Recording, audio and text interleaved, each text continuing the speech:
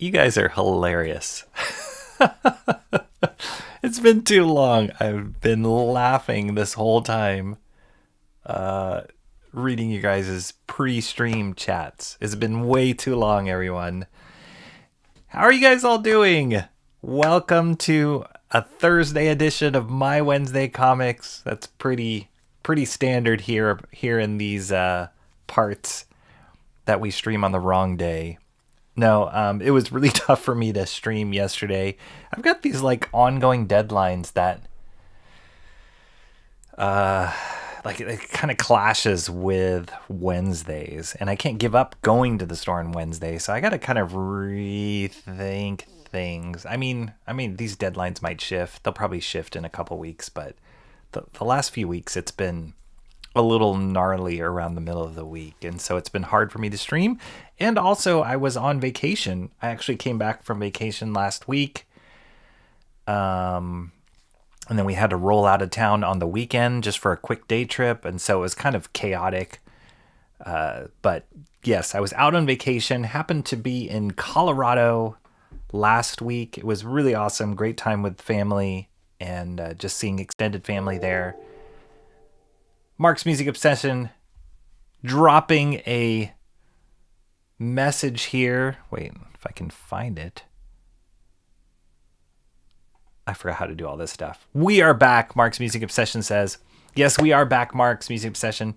And it's been awesome. I think 2 weeks is pretty long to be not doing this. And I won't lie, it was relaxing, and it was great not to have to worry about what I was going to stream. Where I was in Colorado, I actually was far away from any comic book store, so I didn't even get to go to the store the week that I was away. But we did happen to go like to nearby towns, which were like about an hour. About an hour plus away. And there was a couple of cool things. I really wish I had my camera with me or had the wherewithal to film where I went, because I wasn't expecting it at all. We went to this weird little mall in, where was it? I think it was called Littleton, Colorado. And it was kind of like a weird mall. It like didn't have an identity. It was like, is this a low end mall? Was it a high end mall? It was one of those malls that's in a the floor plan is like in a circle, and so you never feel like you are making any headway. You're just kind of walking around in circles. But they had they had a comic book store in there, which was okay. I don't even remember the name of it. But then they had this store called, I think it was called Second Chance Books. I got to go look it up or look at my pictures. But that was an awesome bookstore, and I actually wish I had more time. I was kind of rushing when we were there, or else I would have tried to like film it. But it was like a secondhand bookstore, but it was huge. I thought it was a Barnes and Nobles kind of bookstore when I walked into it, but it was all secondhand, and they had an incredible used comics graphic novel section. Didn't end up buying anything there, but I was just shocked. I was like, "What? Where has this been all my life?" Sorry, I'm just trying to find a picture of it if I can find it. What was this called? Second and Charles. Have you guys ever heard of this? Or I don't know if this exists outside of Colorado, or, but it's called Second and Charles. It was great. It was an amazing store. I probably only had like 20 minutes in that store. I wish I could have had like 3 hours, because I didn't even get to touch. Not only did they have like bookshelves and bookshelves and bookshelves of used graphic novels, but they also had back issues, like bags and boards, which you don't like. Just imagine a Barnes and Nobles, but with like a back issue section. It was awesome. So anyway, but that was the extent of my comics connection while I was on vacation. But it was good. I think it was good. I mean, I was still reading comics. I had brought some books that I wanted to catch up on while I was just kind of chilling. But I didn't really get to go hunting as much as I did. However, I did tease. Sorry, I was just trying to think of like the order of things I need to talk about. I did tease a video yesterday. I don't know if some of you guys saw that, but something came in the mail while I was gone. A humongous package came in the mail while I was gone. This was in that teaser video I shared. This pin was part of the perks that came with this package. I'll show just a hint of it maybe at the end of this stream, like towards the end of the stream. Some cool things that came with it, but instead of unboxing that whole package, looking through it, because it's massive, and it not only the books themselves that came with it, but the extras that came, like that pin, it's a lot. And so I was thinking about it. I was like, oh cool, I could do this on stream, but it's like huge books, and like to set up my cameras, I would have had to move things around. It was kind of a mess. So what I did was I actually filmed myself opening it up and looking through the package pretty in detail, in a pre-recorded video. I'm still editing that together, but the teaser that I launched yesterday was advertising that I'm gonna premiere that tomorrow. So stay tuned for Friday. Because I am streaming later this week, I threw in an extra bonus video, an edited bonus video for tomorrow if I can finish editing it. But it is the Danger Girl Artist Edition that was a Kickstarter campaign. I backed that months ago, and it just got, they're just starting, or probably in the middle, if not finished with fulfillment now. And it's from Act 4 Publishing. They, Act 4, if you guys remember me talking about them in previous streams, that is Scott Dunbier's company, and Scott Dunbier is the guy who basically invented the artist edition format for comics. And so Danger Girl was one of the ones that he was a big advertisement for him. The other artist editions I picked up from Act 4 Publishing was like the body bags, Jason Pearson body bags, which was incredible. Scott Dunbier, he just does things at a different level, like high quality bar. And so I was really, really excited about this Danger Girl package. It has exceeded my expectations, and that's why I filmed that video. So we won't be looking at that on live stream, but I will have an edited video that I will premiere tomorrow. I'll probably do one of those YouTube premiere things, and maybe be watching on chat. I'll be like in chat when it's playing tomorrow. So I got to finish editing that today. But yeah, so stay tuned for that. That should be really cool. And if you're into J. Scott Campbell, Danger Girl, any of that, it's amazing. Totally exceeded my expectations. So that's coming tomorrow. That's one of the things coming tomorrow. I do have something alongside the comic books that I picked up this week, kind of last week, whatever I missed the weeks I was gone. I do have another quote unquote unboxing that came in, or package that came in while I was gone as well. And I will save that bonus for the end of this stream. I won't tell you guys what it is. So if you want to know, stick around for the whole show, because I'll save that for the end of the stream though. But that one's going to be pretty cool too. I'm really excited about that. So yeah, lots of stuff to catch up on. And it has been a while, and it's been kind of crazy, like being unplugged. It's really good. Highly recommend it. We were like in the mountains, like about 10,000 feet in elevation, in Colorado. And so it was really good to kind of just be out of the city and breathe the fresh air, be in nature. But the elevation was no joke. I've been in this location before in Colorado, but it was no joke. It's like the house that we were staying in has a few floors, and the room I was in the top floor. And so every time I would walk up those stairs, I'd be like, and like when you go to like drugstores or grocery stores there, like it's really common for them to have like personal bottled oxygen that you can purchase. So yeah, it's no joke. It took us the first day I was there, I was kind of miserable when I went to sleep. I felt like I was going to die. I don't know if that's because I'm out of shape. I think it's because of the elevation, but everybody in my family felt the same way. And then your body adjusts, but no needless to say, it was awesome to just kind of be unplugged, be out in nature, and just enjoy the quiet of a non-dense city. So, but I'm really glad to be back with you guys, and I'm glad to be able to do this stream, even though it's a day late. There's always time for comics, and there's always time for catching up. Mark's Music Obsession, channel member, first in chat. And also, building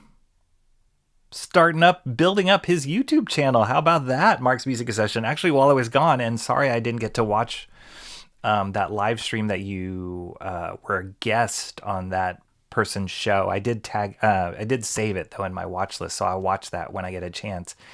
But Mark's Music Obsession, he's been posting some great videos from the beach, his beach life, travel life. It's awesome to see you start kind of building that, Mark, and it's really great. So everybody go subscribe to Mark's Music Obsession's channel if you like.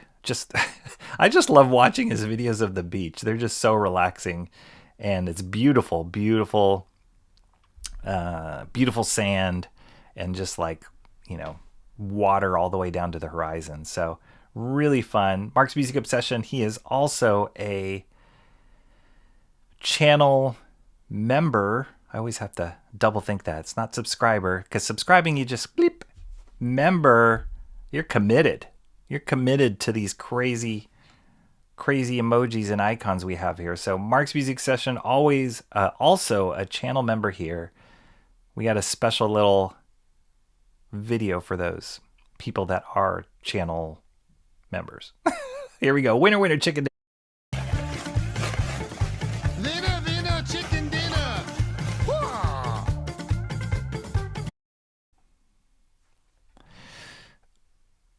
Where's my sound effect? What happened? Wait a minute. There it is. Just missing that. Shooting the fat. We're shooting the fat. Catching up here. I should call it shoot. No, I shouldn't call it shooting the chat. That would be bad. That would be violent. I don't want to shoot the chat. I'm shooting the fat with you guys. Catching up here. So Mark's Music Obsession, first in chat. Awesome seeing you here. Mo Biggs, how are you doing, Mo Biggs? Better known as Mo, Big wasn't always the confident voice we hear today. Mo Biggs, in all his snarky comments, definitely checking in and making sure I'm streaming when I can. So I appreciate you, Mo Biggs, and I always enjoy your commentary. You are hilarious, and you just add so much flavor to the chat. So love it. Steampunker, what is up? Steampunker, sorry. I'm gonna change this right here live because I keep getting confused when I say steampunker, but I wrote it differently. I have written it differently in my list here, but great to see you, steampunker. You were mentioning that you just got a new bed, which is awesome. Comfortable sleeping is good. I've never heard of the Helix bed, I think is what you mentioned in the chat. I've never heard of that before, but that's great. Good sleep is always a must. The beds that we were sleeping in Colorado, they were okay. The pillows were horrible, though. I mean, it was a beautiful house, don't get me wrong, that we stayed in. But it's not always the same when you're not sleeping in your own bed. So maybe that added to me feeling like I was dying. I think it was really the elevation was the primary culprit there. But yeah, it's always nice to be in a comfy bed, and my bed is definitely one of those, like, it's hard to compare. Like, it took us a while to get there, my wife and I, to like find the right bed, the right firmness, whatever. But I love my bed, so I can imagine getting a new mattress is probably upping your quality of life by considerable amounts now. Cranberry Langers is also here today. Awesome seeing you, Cranberry. This is a cranberry full of power. Cranberry is also a channel member here as well, which means winner, winner, chicken. Winner, winner, chicken dinner. Whoa.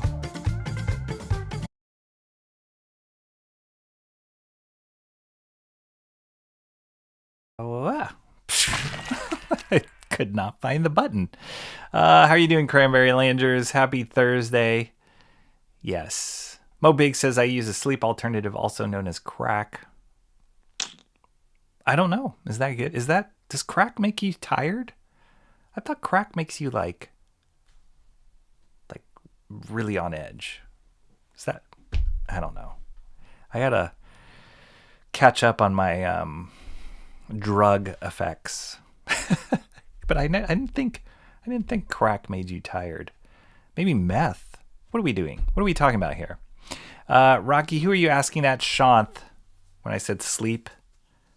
Sleep, what does that mean? Yeah, Shanth is. Shanth's his birthday's coming up. I don't remember. Oh, no, I do know which day. I'm not going to say which day because I leave that to Shanth to say. But his birthday is coming up. So I got to wish that guy a happy birthday. If you see him or you end up seeing him on stream, Shanth and Jetty Art, wish him an early happy birthday. Mark's Music Obsession says he got a new one, meaning mattress, about 3 weeks ago. It's amazing. Awesome. That's great. Mark also says going to have start a mod squad soon. Yes, the MMO mod squad. That would be amazing. Steampunker giving me a hard time about starting soon. So you guys, the countdown is going to happen. Now, maybe I need to update the countdown and make it a little bit different, change it up. We are due for a little bit of a refresh on this channel as far as the standard channel widgets or doodads. But the countdown has got to happen. Either that or we're going to have major technical issues. I'm not just sitting around during the countdown. I'm like, okay, is this button checked? Is this level set? Is this in place? Is the camera? Like, that's what I'm doing the whole time. So I need that 2 minutes plus and the trailers to get set up. We need a turtle emoji just for the countdown, Mobeg says. You know what? Whatever gets you guys through it.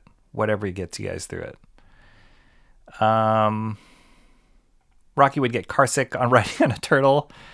You know, it's no joke. Like where we were staying, we had to drive. So we landed in Denver airport and then we were about a couple hours away from the airport is where we were staying. But we had to go up in the mountains, which was awesome. It's beautiful. And if you've never been to Colorado, highly recommend it. It's a gorgeous, gorgeous state. But yeah, it's no joke. And there were some family members that did get car sick. So on a turtle, maybe. Mark's Music Obsession posted here, Rocky Inc. shop, my Fourth Wall site, I should just say. And Fourth Wall, yes. It's kind of cool because I was applying for this, I don't even know how to describe it to you guys, but I was using my master's studies as an example of the kind of artwork, like sequential artwork, even though it's just studying older masters and not original artwork that I was doing, but like studying it and, recreating it. I was using the stuff from the master studies that I've done here on stream as an example of that, which was really cool. And it was great because on Fourth Wall, you're going to love this segue. On Fourth Wall, if you are a Fourth Wall member, which is similar to Patreon, and you want to support me as an artist, you do have access to the high-res scans of all the master studies I've done. I've done 9 up to this point of different varying comic artists, both pencils and inks, and even in some cases, screen tones that I've done, whatever, like I scanned those as well. But because I've had all that stuff prepped for Fourth Wall, I just kind of grabbed those files and used them for the application I was doing. So it was kind of cool. I was like, all right, Fourth Wall. Nice. So thanks for dropping that link, Mark's Music Obsession. It helped me out. Okay, let's see. What else? Cool lickles at the beach. Yep. I don't know. Anything wet, like a cool lickle, and then sand. Yeah. I don't know. Does that really work? That's what I was asking in the chat. I would complain about Rocky bombarding us with these intros we've all seen 1,000 times, but at this point it's been so long they are nostalgic. Nice. They wear on you. We're wearing you down, Mo Biggs. Yeah, that was the guest stream. Mark's music. Yeah, no. How was it, Mark? Was it great? Was it a good time? Like being a guest speaker on that person's stream. I kind of like it. Sometimes I've done it a few times on other people's channels. It's nice because you don't have to worry about all the tech necessarily just on your end, but they control the whole thing and kind of drive it. So that's nice as opposed to being the host and actually having to come up with the content and plan it out and film it out. So sometimes it's nice when it's all done for you. But how was that experience for you, Mark? Will you be doing that again? Steampunker says coolicles on the beach work if you want a crunchy coating on the outside. Not really. Okay, let's see. Hashtag gatekeeping. Okay. Now we're getting to where I actually started stream. Timmy Mello's here. What's up, Timmy Mello? I thought I saw your name. And the Guardians are headed to October. Timmy Mello's also a member here on this channel. So another winner chicken dinner. Winner, chicken dinner. Wah!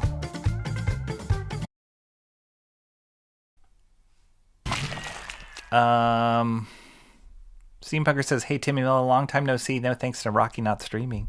See, now this is another great segue I have for you. If you were part of Discord, Steampunker, like Timmy Mello is, we were just communicating right before this stream on Discord. You wouldn't have to wait for me to stream to reconnect with these fine people. So that's on you. That's on you. Somebody drop the Discord link in the chat. Would love to see you guys there. Discord's fun. We have different channels on Discord. Comic news. We'll talk a little bit about there. There's a couple of announcements that came out that I thought it would be fun to just chat and hear what you guys. I think I know what you guys are going to say. But yeah, we have a channel in there for comic news, sharing art. If people want to share art stuff, just random memes, which is always fun. I always crack up. Sometimes I see something silly or ridiculous online, some sort of meme or video, and most of the time I'm like, oh, I'll send this to my wife, or I'll send this to my kids, or I'll send this to my friends. But then there's some that I'm like, who would I send? I want to send this to somebody, but I don't know who, and my wife wouldn't get it, or my kids would think I'm dumb, or whatever. So I'm like, oh, the guys on Discord, they'd love this. So it's another place to post crazy links. And then, as you guys know, one of two Australian friends that come on this channel, Jeffrey Beats, he's quite active on Discord, and he actually posts probably the most comic content on my Discord channel, and I really appreciate that. He started doing his own reviews of books that he's reading. We share which books we pick up each week, so it's really fun. Just bite the bullet. Steampunker, Mo, you guys know you want to be there. Maybe you don't. Cranberry Langer says, Bancroft had Go West, Young Man, and other really good bande dessinée he got from fetch comic shops lately. Yes, I saw that Michael Bancroft, the other Australian that shows up on my stream sometimes. I did see that he took a trip to, I don't know if it was Paris, but France recently, and he shared some photos of the shops, which, man, I want to go back badly. My experience of going to Paris and going to bande dessinée shops is some of the best comic experiences that I've had. So, yeah, some of the best shops that I've been into in my life. So, yeah, I was really jealous seeing those pictures, but it's awesome to see him kind of celebrate that on his channel. We know we're hilarious. Tell us something we don't know. Been doing fair, pretty good, Cranberry Langer says. Mo Big says, after seeing Undertaker and Raven, I thought his next book would be called Stone. I know the book Undertaker. I don't know Raven, but Stone Cold Steve Austin. A Stone Cold Steve Austin bande dessinée. That would be pretty amazing. You went to visit the Rocky Mountains? Oh. Maybe. We actually were at the Rocky Mountains, or part of the Rocky Mountains. Probably Mile High Comics. No, I didn't get to go to Mile High this trip. I wish I had the time to, but we were far from Denver. The last time I got to do it, or the first and last time I went to Mile High, we had a few hours in Denver before our flight took off. So I did get a chance to go there, but not this time, unfortunately. I should have played that video before this stream, but that's an even longer trailer video. That's one of my longer trailer videos, so spared you guys. I wish I could remember the name of my favorite secondhand bookstore. They went out of business a while ago. You didn't pay for books, you paid for a box and could... Wow, that sounds awesome. That's actually genius, because a lot of the times you can't sell books. It's like selling stuff on Craigslist or Facebook Marketplace. It's like you have to reduce the cost so much for it to be sellable. People are expecting a lot of things for free. So that's kind of genius. I know there is a comic book store about an hour away from me, where if you bring your own short box, right? Maybe if you can even bring a long box, but definitely if you bring your own short box and you fill it with their like dollar comics that you can sell, they'll sell it to you for like, I don't know, like $25 or something like that. If you fill a whole box, which is way more than 25 comics. So that's pretty awesome. I've never done that, but I love that kind of business model. Cranberry says, I think I've heard of that one. Second and Charles, was it? Perks for a Danger Girl box? Yes. They're awesome. I mean, it's one thing, right? Like, I know a lot of you guys are familiar with the crowdfunding space in comics, and I'm relatively new to it. Maybe ever since I started YouTubing is kind of when I started being more exposed to comic crowdfunding and all that. But, you know, like Bancroft is somebody who does it, or Phil Diaz from Zaid Comics does it. But there's like perks that people are pretty common, right? Trading cards and pins or whatever, bookmarks. And so that's kind of expected, but the way that Act 4 does it is amazing. Yeah, they really, really like raise the bar. And granted, they're established. They work with some of the biggest comic creators to do the stuff they do. So I know that that's different than just being an independent artist, but it's really cool to kind of see the package, how they put it together, and just the experience of getting something that's like unique as opposed to just going to a bookstore or ordering at Amazon. That's what makes it different. That's what makes the crowdfund worth it, in my opinion, as a fan.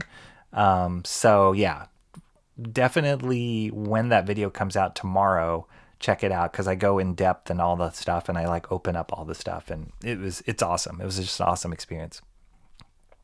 Yes, I do remember Loot Crates. That's right. I never subscribed to the subscription for Loot Crate, but I do remember that stuff. There's something about that like one of a kind experience that comes. It's really, really fun. Rose on Third is here. Oh my gosh, where is your... Here it is. I got to change your name. Roses are red, violets are blue. How are you doing, Rose on Third? Just changing your name here so I can find it, because when you step away from doing this stuff, you don't know where anything is anymore. How are you doing? Today is not Tuesday, it's Thursday. Rose on Third. Thursday, that's right. You're in Tuesday, I'm in Thursday, and we're doing my Wednesday comics. What is going on? Rocky, if you review Danger Girl on stream, make sure we aren't looking at your forehead the whole time. I'm trying to think if that's a reference to something, or are you just insulting my forehead just for kicks? I think that's a reference for something, right? I think so. Noted, steampunker. If you know, you know. My TV? I missed that. What about my TV? It's Tuesday in some timeline. That's right. Body bags with the art. I was too honest about not realizing the artist had recently passed. Rocky laid a clever trap for me. You know what? If you don't like the artwork, it doesn't matter if they're alive or dead. But I love Jason Pearson's comic artwork, and nothing is going to change my mind about it. But yes, he did pass away a few years ago. Very sad, because I really wish there was more Jason Pearson artwork, to be honest. Mark's Music Obsession posted a link for his channel there. I'm assuming that's the link for your channel. Please sub if you haven't. I have 78 subs, which is awesome because when you started this, you were at 50, right, Mark? And have started putting up some content. We'll be doing more over the next few weeks. I'm so excited about that, Mark. Congratulations. Keep on doing it. You're going to surpass me in a second. I think some of your videos already surpassed my views. So, like, dang it, people want to see the beach more than they want to talk about comics or look at my forehead. That's understandable. No offense taken there. Yes, it's a thing. Colorado has higher elevation in general. Yes, it does. But 10,000 feet, I mean, that's a lot. When you think about it, one story in a house is like, what, 10 feet? So 10,000, it's like 1,000 stories higher than sea level. And we are at where I'm living right now is pretty much sea level. So it's quite a difference. There's less oxygen up there. Rocky makes it sound like coming home to a place he'd never been before, leaving yesterday behind him. You might say he was born again. You might say he found the key for every door. Wow, that's deep. That's deep. I don't even know what to do with that. Bottled oxygen sounds apocalyptic. Perrier. I remember that. They're doing another Spaceballs movie. What do you think about that, Mo Biggs? I don't know what I think about that. Although Rick Moranis coming out of retirement or disappearing from the limelight and then coming back just for this movie, pretty awesome. So who knows? I love the first movie, Spaceballs, but we'll see. We'll see if it hits the same way the first one did. Rose on Third says, I'm always jelly of the beach vids. Yeah, me too. They're amazing. Subscriber, you just bleep. It's more than that, Rocky. It's dedication. It's a mindset. Yes. Shooting the chat, paging Dr. Freud. Wouldn't it Dr. Freud? It would be something like inappropriate though, wouldn't it, with Freud? Or maybe Freud's just like what you're thinking, but it's coming out of your mouth. Internally, what you're speaking, what you're feeling. Well, you could shoot the chat, but don't be surprised if the chat fires back. That's fair. Art and Times of Jay Ryan, 21 minutes in. 21 until you are almost exactly right, because according to my counter here, we are about 41 minutes and 30 seconds since I hit go. So hello to you, Art and Times of Jay Ryan. It's actually a really good sculpt. You know what's amazing is if you're not subscribed to Art and Times of Jay Ryan, you should do so, because that man is putting out, what are you putting out, a video a day? I mean, he is streaming a lot lately. I can't even keep up with most of it, but Art and Times of Jay Ryan also did a live stream on that Danger Girl Kickstarter book. So if you want to get a sneak peek at it, definitely check out his channel. It was really fun. I was in the chat when he was doing that, but I hadn't opened my own package yet. And so yeah, it could be a 1-2 punch between our two streams, but it's worth it. It's really, really worth it, that book. And I think Jay Ryan can attest to that. I hope you're talking to me, Mo Biggs. Mo is going to get a big head. Rocky has a big head. Good job changing the name, Rocky. Thanks, Grant. Thank you for the encouragement. Helix is high quality. Grin, what I hear. Helix is high quality mattress. Okay, I just heard of like, well, obviously like Sealy Posturepedic, but Purple mattresses, those like, they were a huge online thing. They have that weird purple, like, not foam, but silicone honeycomb thingamajigger. Is Helix like that too? I feel like Helix is all over. Watch a ton of channels. They are sponsored by them. Huh. Yeah, I haven't seen it. I have not seen an ad. But then again, I haven't been doing... Watch. Now that I'm saying that, I'm going to start seeing ads for it, I'm sure, because the bots are listening. Hi to Michelle Mark. Yes, hello to Michelle. She is out there. Why would a sleep alternative make you tired? Oh, I didn't call crack a sleep aid. You're right. Crack does the opposite, actually. You're right. Bow. You guys are right. Rocky, this is family friendly channel. Quit talking about drugs. Happy birthday in advance, Sean. I don't recommend crack for children. I don't know what might happen, but maybe it could stunt their growth or something. Something. Yes. Let's keep it real here. It's for adults only. The Denver airport, did you see Blucifer? What's Blucifer? I hope I don't offend anybody by this, but the Denver airport is a hellhole. It is one of the worst airports I have ever been in my life. And I've been there, like, the last time I was there was a couple of years ago, and then maybe a year before that, and it has not changed. And it is by far one of the worst airports I've been in my life. Really bad. Just the flow, the signage is ugly. If you guys want to see a beautiful airport or beautiful airports, I can recommend two that are outstanding. And I might be a little biased. The San Francisco International Airport is gorgeous. Most of especially the international wing, but most of the airport is just beautifully designed. And one of my friends actually works in the museum that is based inside the San Francisco airport.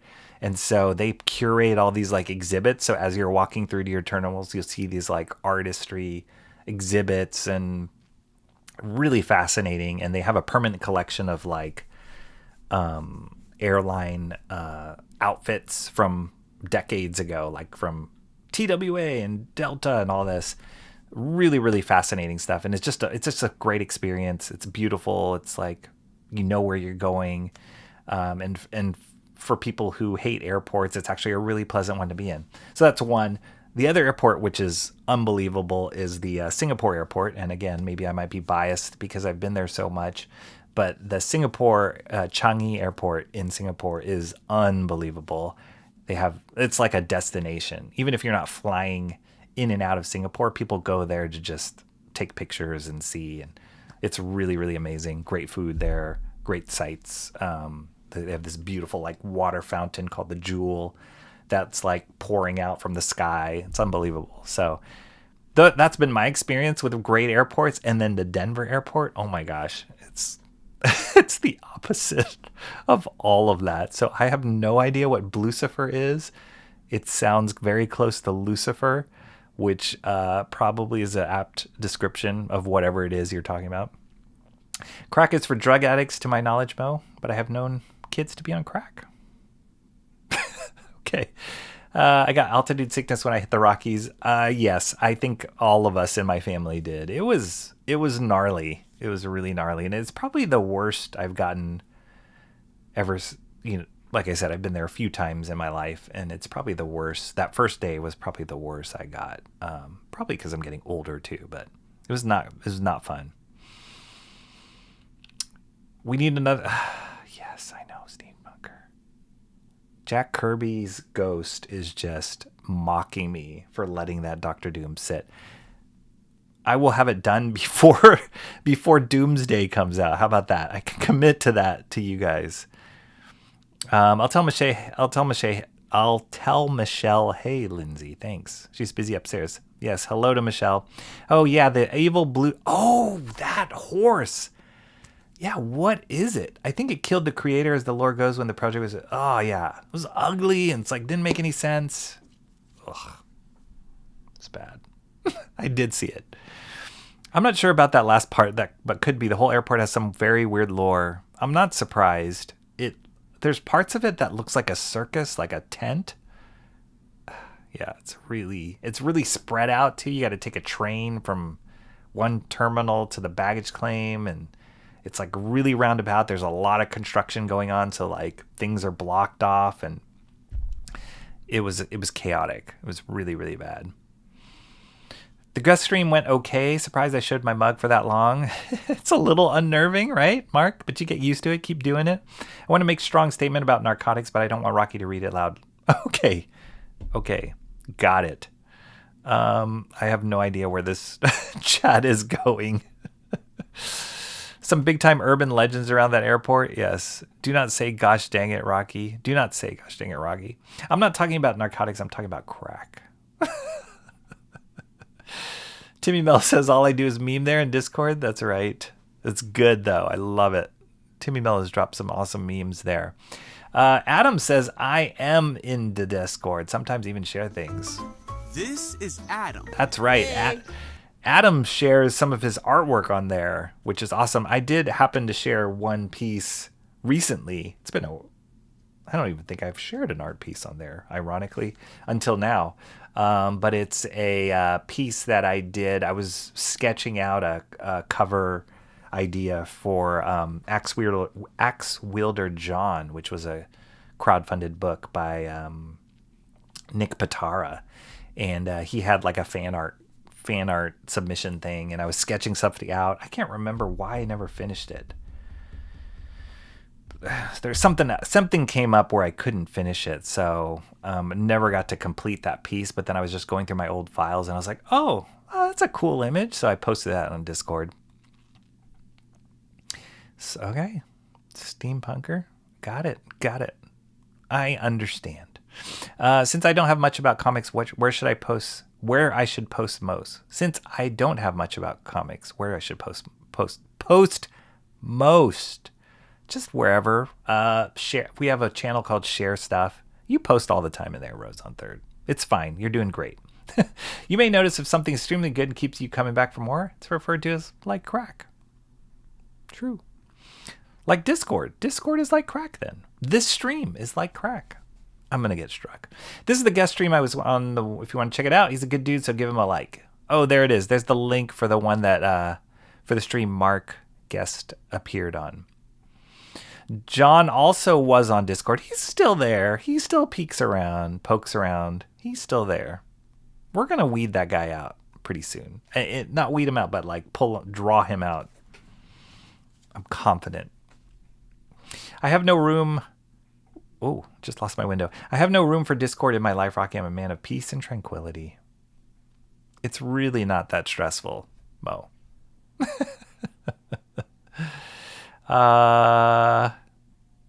French comic shops, not Fetch, not trying to make Fetch happen. Is that a Mean Girls reference?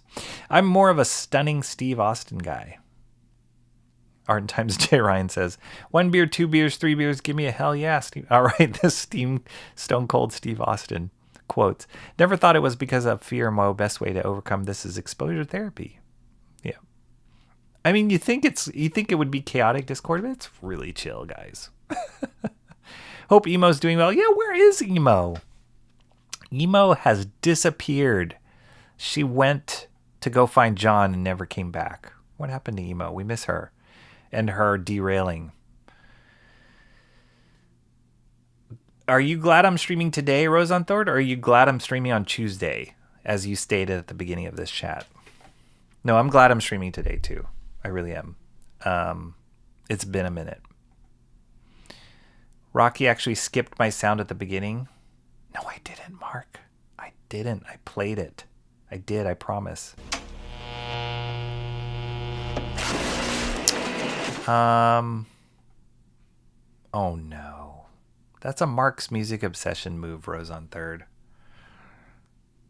I think I need to have there's a limit. See this real estate? There's a limit on this real estate, and it can only be this size, you know what I mean? Or desktop size. But when we get into TV size, we start breaking some rules here. Oh, I remember.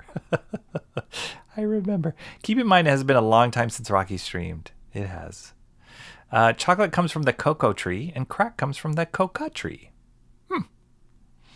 Art and Times of J. Ryan says he's almost at 500 streams or 500 subscribers. But either way, awesome. Art and Times of J. Ryan, congratulations. Keep going.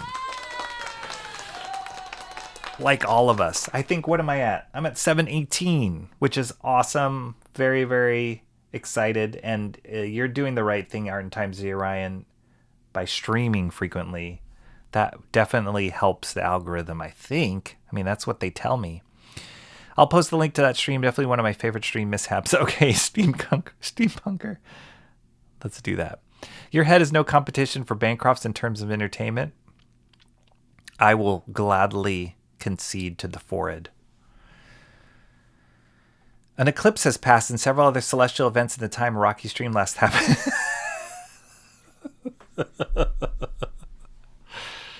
That is true. That is true. I heard about that eclipse or I saw like a clip of somebody like skateboarding, like with the silhouette of the eclipse. It's pretty awesome. But yeah, I'm cautiously pessimistic about new Spaceballs. I wish I called it The Search for More Money. Yes, I agree. They must have had many conversations about that.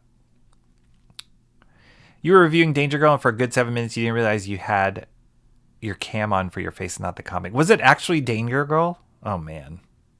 That would be ironic. I do remember reviewing that I had the cam on my face. I do remember that. But I didn't realize it was Danger Girl. So there we go. Full circle. It's more pro now. That's why I pre-recorded it. So that I can look at it and not do it live and waste your guys' time. The grind is real. It absolutely is. It absolutely is. Your very loose interpretation of botany, the crack. Maybe you can get Helix to be your first sponsor, Rocky. That would be cool. That would be cool.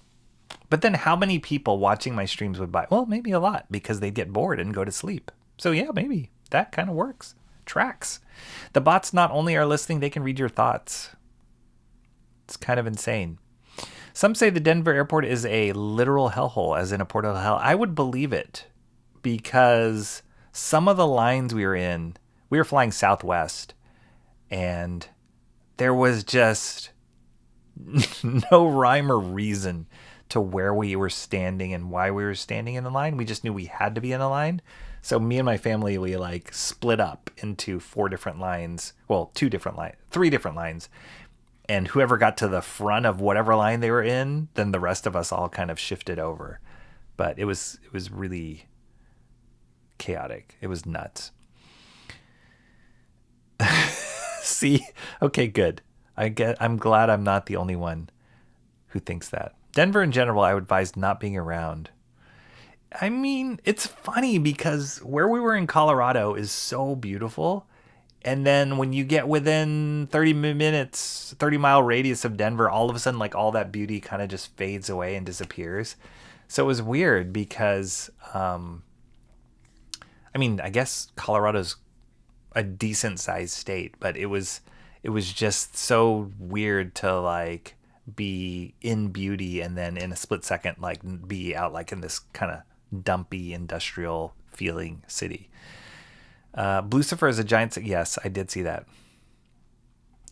I will have that master study done in 2028. Trust me.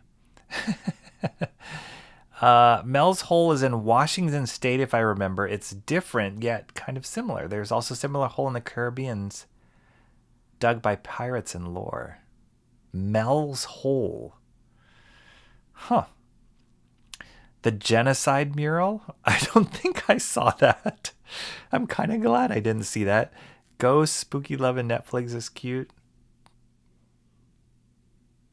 Oh, because I was talking about Jack Kirby's Ghost? I wonder if Emo or Awesome One or Jeffrey will be showing up. I heard about Mel's Hole through Haunted Cosmos. I need to get back on the art wagon. Yes, Timmy Mello. Timmy Mello is posting some stuff on Discord too. Timmy Mello, Haunted Cosmos, mention the other one. All right. These are all things that I don't know much about. If things are highly addictive, it's called like crack. In other words, something to avoid. Don't feel bad. I recently pulled out my drawing pad that I haven't used in years, but have yet to put in effort to draw with it. You need to. Fetch happened without us knowing. That was a Mean Girls reference, but I've never seen the movie. We just watched that movie while we were on vacation. The Lindsay Lohan one, not the musical one. Although the musical Not the musical. This is confusing. The musical movie is not good. The Mean Girls musical is quite good. Really good, actually. I like it a lot. And the original Lindsay Lohan Mean Girls movie is great. Aged as well. Really funny. And I doubt you could make that movie today. I mean, granted, they did the Mean Girls musical movie today. So, which I never watched. But the original movie had some funny jokes in there. I was like, oh, there's no way they could do that joke now in today's climate. But all of those, to wrap it all up, all of those movies, musical movie, all that, written by the amazing Tina Fey. Great comedian and writer. Stop gaslighting Marketplace Sound. I did. If Emo doesn't show up, Mo will have to put an E at the beginning of his name and become the new derailer. That's pretty genius. Emo. I had never considered that if I adopted her, she would be Emo Biggs. That would be great. You definitely love sharing art on the Discord, Steampunker. It would be great motivator to get you back in the wagon drawing, especially with a community. Yes. It would be awesome. Rocky should get a whiteout sponsorship. Do it.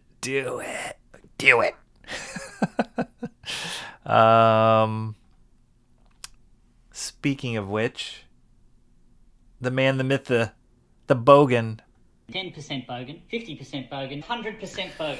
What is up, Jeffrey Beats? How are you doing? Long time no see. Thank you for bringing Australia into this mess. Great seeing you. I've been to Colorado a couple times. Beautiful. It is. It's absolutely beautiful. I would love to go to Colorado when it's snowing. I'm not a snow sport skier or anything myself, but I'm sure seeing the mountains now, I think they're going through some sort of drought. So they're relatively dry, but you see all the trees and, the cliffs and all that kind of stuff, the lakes. But I can imagine seeing it in the snow must be amazing. It's like going to Tahoe in the snow. Yeah, you'll love it, Steampunker. Only one Denver for me, John Denver.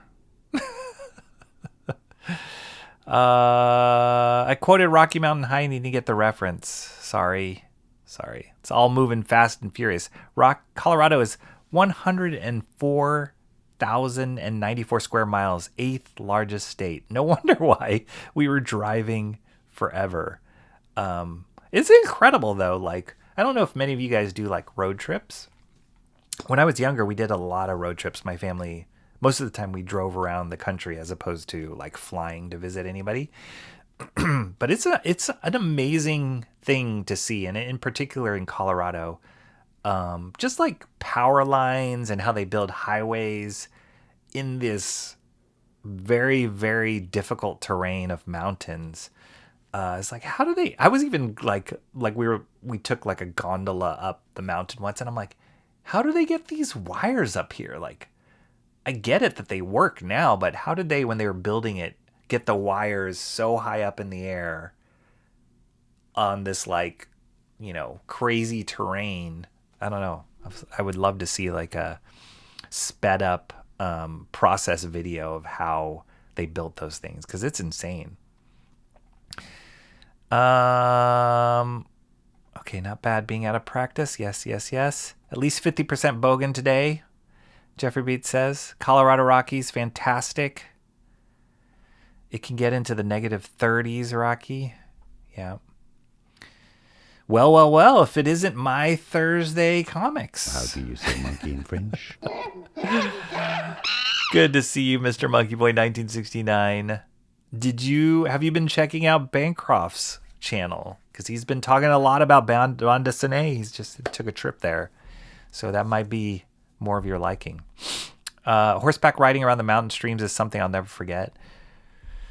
We didn't do that. We did a lot of hiking.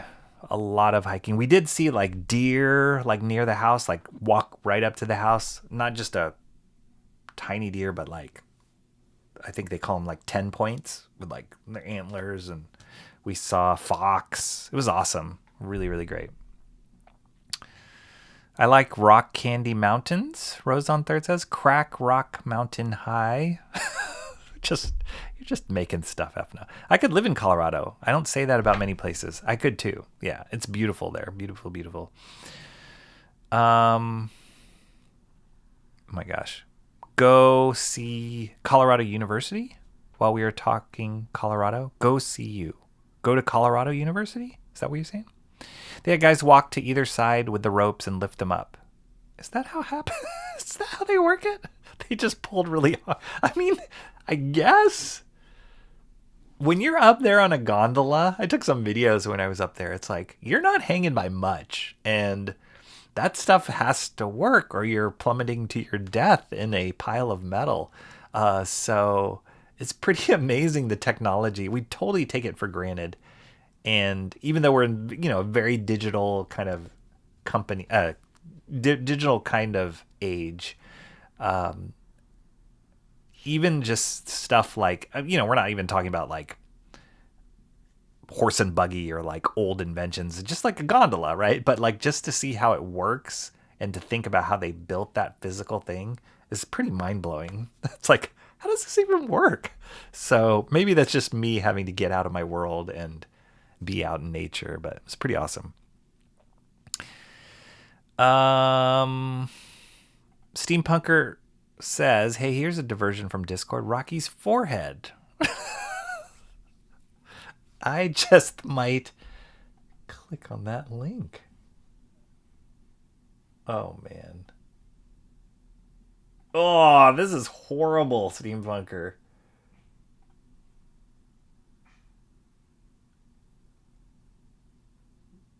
Oh my gosh. This is horrible.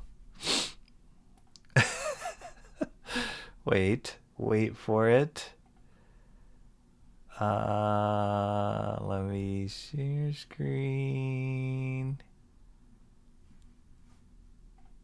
Oh my gosh. To the what Sydney, the main character, is saying. Adam Hughes. Oh, this is Umberto Ramos. So Umberto Ramos. Well, it's so weird group to watch this. Scott Campbell and Joe Mad, and then here's a Joe Mad. So yeah, I remember these guys did. So wait, where's the forehead part? Left. No. For the anchor to screw up, because he's figured out. Oh, here. A lot of different. That was before I cut away to the camera. Zoom out a little bit. Oh man, so embarrassing. This is pretty big. 2 years ago. You see that? Let me move this out of the way. Streamed 2 years ago. That's insane. So it's pretty big. It's an oversized edition. All right, blast from the past. If anybody wants to see me screw stuff up, there you go. Steampunker says the realization hits him at around 17:30. It's hilarious. For you, that's actually is hilarious. Where should I put this? I'm gonna put you up here. Okay, I just got to see this now.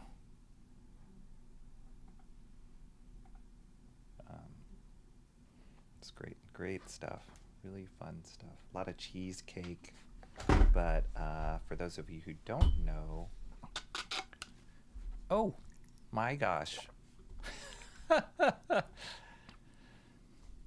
Thanks, Comrade Sammy, for telling me that you didn't see the comic. Oh, and it was you, Steampunker. You guys are just staring at my head the whole time? My goodness. Can you guys see it now? Let me know. Ah. The best. All right, I got to move my head out of the way again. Forehead getting in the way of there is Comrade Sammy's comment right here. Are we supposed to be able to see the comic?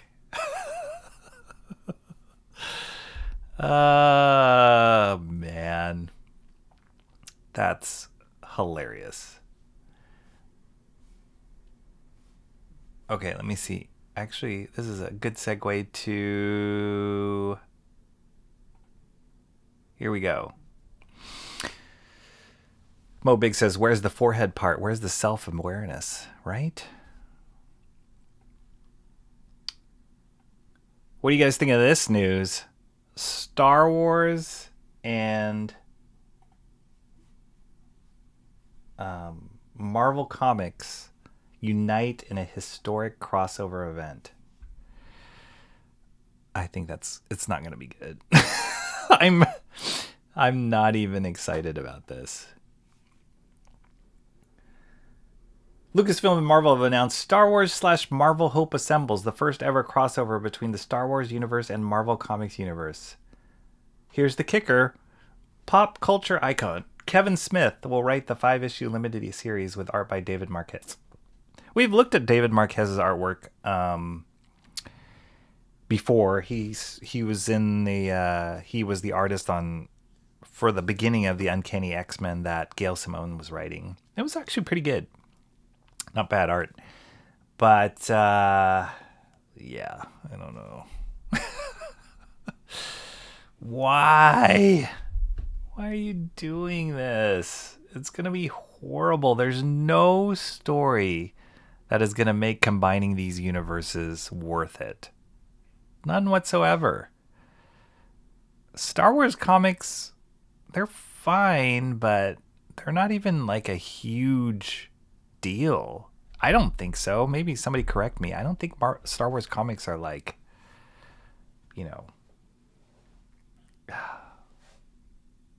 I've been saying this for the last few months, maybe the last couple of years.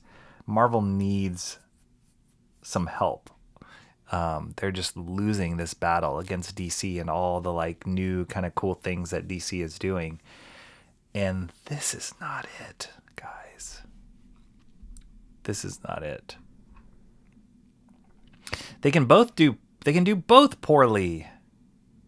Arn Times and Jay Ryan says Kevin Smith is an instant no. He's not. I mean, that dude is a fan and a dork, comic nerd. I think he owned his own comic book store after a while. He did those movies, Clerks, Mallrats, all kind of comic book culture. So I don't doubt he knows his stuff, but I have not been a big fan of any of his comic writing. And funny, you should say that, and people should mention him or be skeptical about it. I don't know if you guys follow Joe Quesada, who used to be the chief creative officer, editor-in-chief, maybe was his title. Sumo Thori gifted hiding jewels. All right. I don't know what that means, but thanks, Sumo Thori. I think that's one, Sumo Thori, hello. And here comes the very intimidating Grand Sumo Champion. And two, any kind of jewels or whatever. Jewels, super chats, whatever. You know what that means. If I can.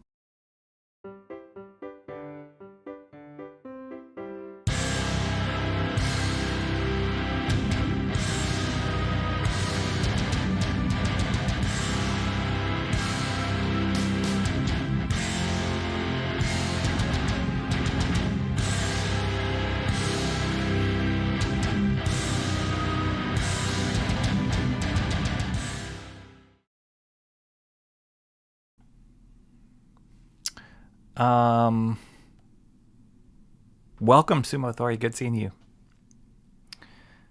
Cranberry, I just saw. Wait, what did Oh, Mark's Music Obsession just gave us some chili jewels. All right. I have no idea what any of these jewels things, but I'll take it. I'll throw a Kiwi baby so hard at jewels, you wouldn't even believe it.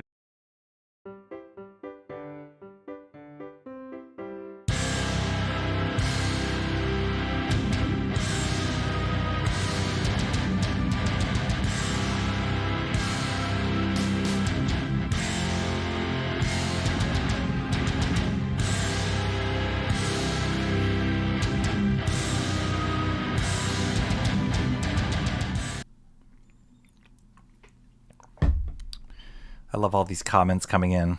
Joe Quesada and Kevin Smith, both terrible for comics. Cranberry Landry said. Cranberry said something about earlier. He said, read my comment. I'm trying to find it, Cran. This one? We need this in full screen. Oh, Big Sis. What if John fell down Mel's hole? Oh my gosh. He looks so young. I know. It's sad. You can see John in the chat. Nice. The gondola where man tempts fate, especially with each ride to the top. Yes. Rocky should do EFAPs of his old streams. He could start with that or the zoo stream. No thanks. I did not see Buffalo Bill's grave while I was there. Okay, wait. Let's see. What else did... Marvel needs a win. This is not it. Darth Vader meets... I know. Like, what are they thinking? What idea could Kevin Smith possibly have conjured up that made people think, like, this is gonna turn around... This is going to turn it around for us, guys. Cranberry says Star Wars comics do well or did well for Star Wars fans. Yeah, but I don't know. I don't know. Star Wars is so over. Makes me sad. I sold my lifelong huge Star Wars collection 2 weeks ago. The figures? Oh, I shouldn't have done that, Mark. That makes me sad.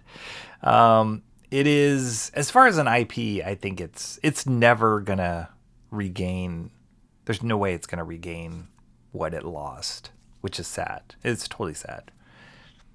You just got to move on. You know what I mean?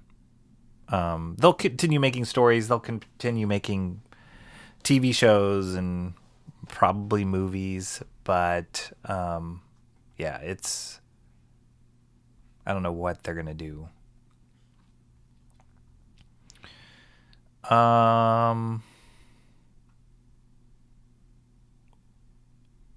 Oh, so what I was saying was Joe Quesada has a Substack.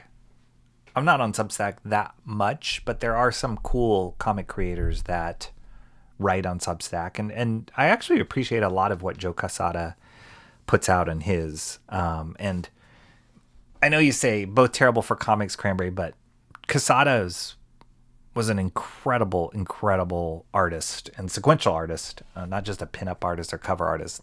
Back in the day, back in the 90s, 2000s. And I loved his stuff. I loved his work on X Factor. I loved his Ash. I just loved his art style a lot. It was like McFarlane meets Mignola.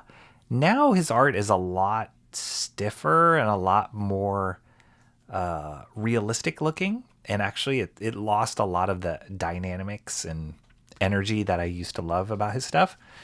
But he's still a good artist, and he definitely knows what he's talking about from the art side, because he goes into detail with some of his Substack posts. He talks about storytelling and kind of camera angles and all these really great information and just kind of lessons that he's just sharing there. But one of the things that he wrote about was he worked on this series. Daredevil series with Kevin Smith as the writer, and he's had this fascinating entry that he put out a couple months ago about that experience. And one of it was like basically Kevin Smith just kept bailing on him, and the Daredevil book he was working on with Smith excuse me, was like the flagship title of this Marvel Knights series that was kind of reinvigorating and launching out of Marvel. So it was like Daredevil. I think there's a Black Widow series in there. Whatever. What was the other one? Was it Blade? I can't remember. There was a few. Oh, no. It was Black Widow, Daredevil. Save me, internet. Marvel Knights.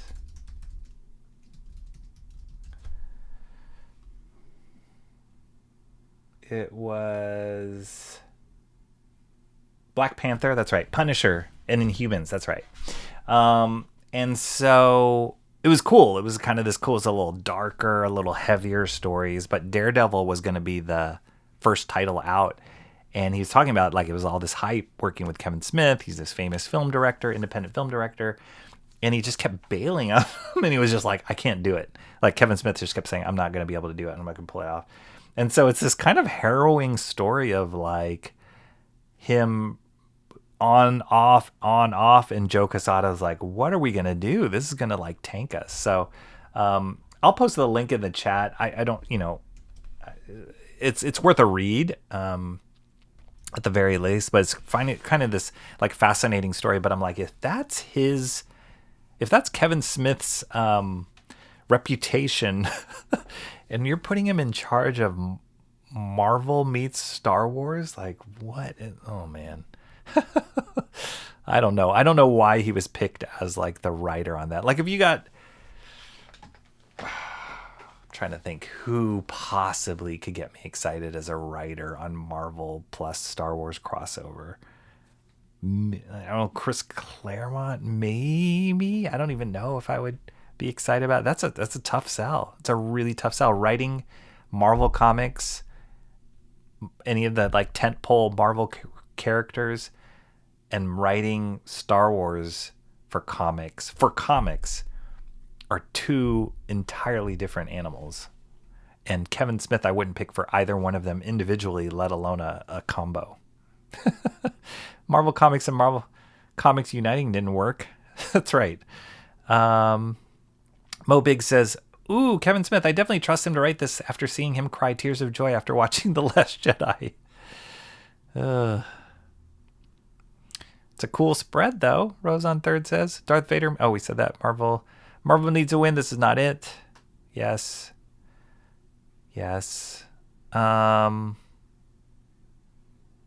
First one has 4 connecting covers.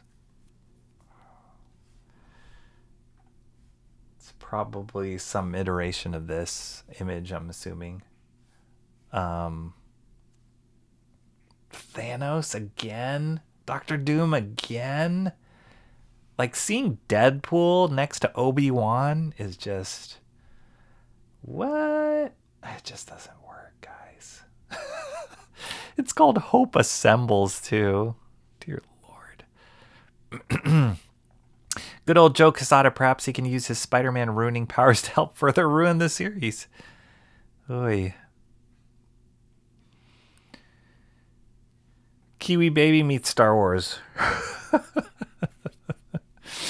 It's good to see Sumo with Rocky and Bancroft both taking extended hiatuses. I haven't seen him around much.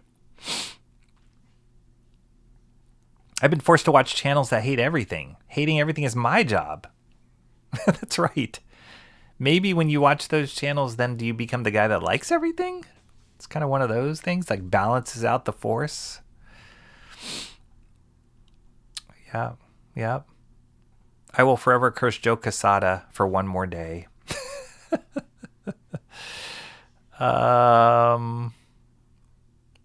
Rob only does that with art. He loves the GoBots and anime and trash like that. Does Rob like anime? Really? I did not know that.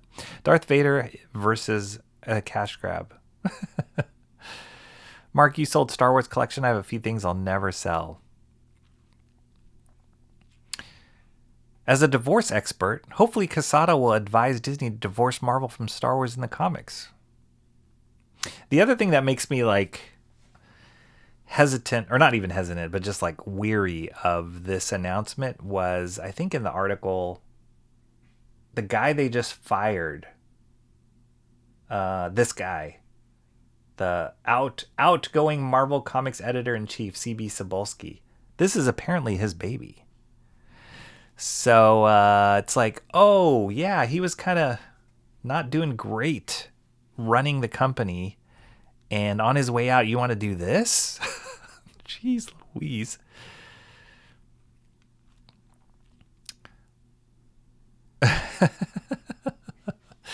I'm not liking the smell of my shampoo. Rose on Third says, I'm not liking the smell of this crossover.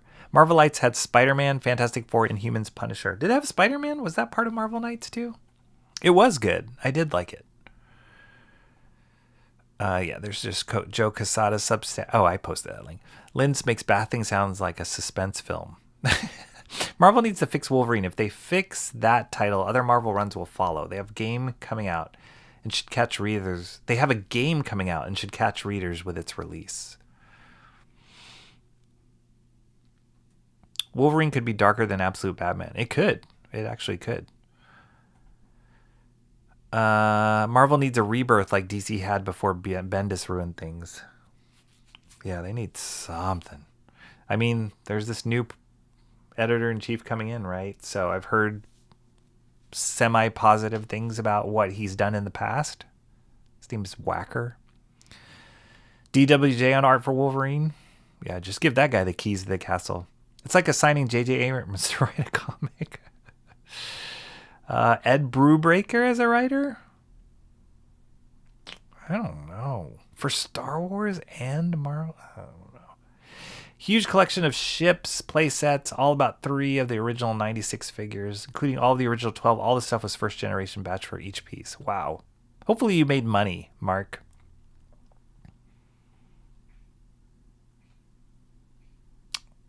I get the feeling Kevin Smith likes what he's paid to like.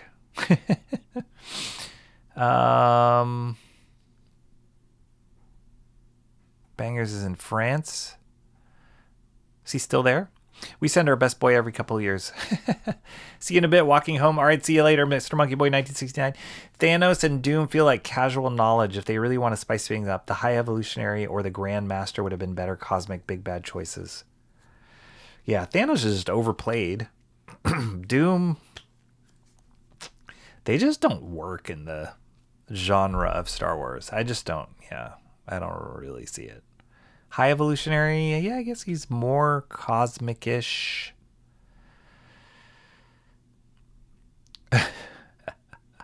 Speaking of Bancroft, his last stream before his hiatus was very entertaining. Watching Mo try to make it through 45 covers of Absolute Oh, was that the one? I caught a piece of that. And of all the poo-poo that Absolute Batman gets from chat, I was amazed at what he was trying to do. I thought Rob was going to die. The worst Marvel Knights title for what they did to Spider-Man. They showed the Wolverine versus Sentinel boss fight in the game. I'm going to share it to the news section shortly in Discord. Nice. That's cool. Yeah, that game's been getting a lot of hype, so we'll see. Rose could always go back and rewatch Mo's Suffering. Yeah. I didn't think you guys would be super into that crossover. But yeah, thought it would be worth mentioning. Okay, let's get to comics. Let's get to some what I think good stuff is. All right, this was pretty cool. I had no idea that this was coming out other than, seeing the YouTube channels or whatever talk about this facsimile coming out. But this is amazing. This is a facsimile of The Amazing Spider-Man issue 100, which, I mean, both Marvel and DC have been cranking out these facsimiles. And I know there's been a lot of people that talk about like, oh, this is where it's just like money grab or whatever. I actually personally love it because it just like it reminds you of where these characters and stories came from. Sure, the price is now updated to how much comics cost now, but to be able to read this, unless you're like, digging through omnibuses or you have a copy of this original issue, which is highly unlikely, it's hard to get your hands on these kind of stories, and they're just so good. And the ones that they've been picking have been awesome. Like, I don't think there's a facsimile that's come out that has made me go, why did they pick one? Sometimes I mean, a lot of times I won't buy them, but more often than not, I'm like, oh, wow, that's a cool one. Like, they're really like benchmark stories or issues. The original, I'm just looking here, the original date this story came out was 1971, which is older than many people, I'm sure, than some of the people weren't even born when this came out. But the amazing thing about this is it's written by Stan Lee, so the Stan the Man, one of the best, greatest to ever do it, one of the founders of Marvel Comics, illustrated by Gil Kane, who is a legend, incredible, incredible work, inked by Frank Giacoa, who he is one of the best inkers out there of all time. And I just love, I'm pretty sure they timed the release of this with the new Spider-Man movie, which I did see while I was in Colorado. It was good. I think we had this discussion on Discord. On a scale of 1 to 10, I probably give it like a 6.5, maybe a 7. It was not my favorite Tom Holland Spider-Man movie. The fact that it's making like billions of dollars in the box office is great. It's great. Congratulations that Marvel's doing something good. But it's probably my third favorite Tom Holland Spider-Man movie out of the 4. But it was good. It was entertaining. It was fun. It was fun to see in the theater. There's some great action sequences and great concepts in it. They introduce characters that they're hoping, not to spoil it for anybody, but they're introducing characters in there that'll hopefully carry into other movies. That whole idea of like tying all the Marvel universe together and Easter eggs here and there, I feel like it's kind of on its last leg, to be honest. That was a little bit of why I felt like what hurt the movie, in my opinion, because I would have just wanted it. I think it would have been a better served movie if it just focused on Spider-Man's core story and maybe interjected a couple crossovers here and there. But they had like 4 or 5 different plot line crossovers going on, and I felt like it took away from the heart of the story. But that being said, I like Tom Holland a lot. I like Zendaya as MJ, even though she's not like the MJ, the redhead MJ from the comics. But I say all that because when I was flipping through this facsimile, this 100th anniversary issue is kind of like, I believe it was a one-shot when they launched it.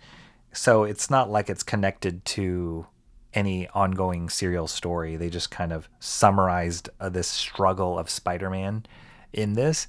And I felt like a lot of the stuff that they did in the new Spider-Man movie, Brand New Day, was tapping into this. Like there was some cool like internal struggle evolution of who Spider-Man is that comes straight out of this issue. So I don't think it's an accident that they released this facsimile during the hype of that movie. But if you want to see the if you're interested at all in Spider-Man as a character and you want to really understand what makes him such a great character, this issue is awesome. It is a great jumping on point. Just to know about Spider-Man. They introduce a bunch of different of his villains in the story. They kind of showcase them here and there and throughout the story. And at the same time, like Spider-Man's kind of struggling of like, what does it mean to be a Spider-Man? I got all these powers, but I just want to be a regular guy. And that's just the core of who Spider-Man is. The artwork in this is incredible. Look at all these like perspective, so fascinating, these angles. Like that's not an easy angle of a face to draw here. And Gil Kane is just a master. He's a master artist. And another thing that I love his Spider-Man. His Spider-Man's great. Just a great rendition of Spider-Man. And it's so clear. The storytelling's really clear on this. It's really dynamic. For a comic that came out in 1970, you look at modern day comics and you're like, whoa, like how far have we, strayed from what made solid comics good? And again, that's why I love these facsimiles. They kind of remind you of like the classics and how good they really were at the story. I feel like we overcomplicate things now and try and be too smart, try and outsmart the story when they were just so simple back then, but really, really good. And I also love the coloring in this. Look how simple the coloring is.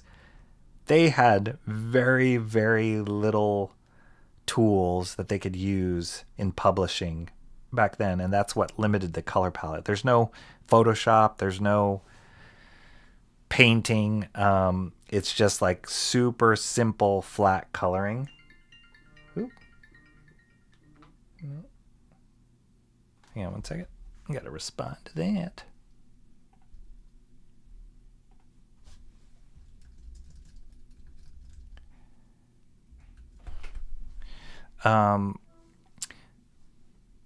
Oop. That was weird. Yeah, the simplicity and the coloring, but look how like they just established mood, time of day with these like basic colors. Like they just had to be really intentional and really strong, and you don't get lost at all. You know exactly what you're supposed to be looking at. What's the focus? Oh, it's nighttime. Where's Peter Parker? There he is. He's walking right there. Is the yellow thing right there. He's walking through this door. There's a light come out. It's dark inside. Like it's just blue and yellow. It's like amazing. I love that type of coloring. It just resonates with me. Even here, like if this was colored today, it's like we would have like 5 or 6 different shadows and textures and skin tones, and every little, metal would be rendered back here, and they're just like, no, red. That's awesome. It's really, really good. And then just these different angles, these expressions, and in this story, he's like trying to get rid of his powers, which is very similar to the story in Brand New Day. He's trying to get rid of this thing that makes him Spider-Man. So he's a smart guy. He's a scientist. So he comes up with this like potion and drinks it. Very similar to Brand New Day. The Vulture makes a cameo. I love all these building shots. Like Gil Kane knew his perspective. He knew what to include to like lead your eye. The Lizard.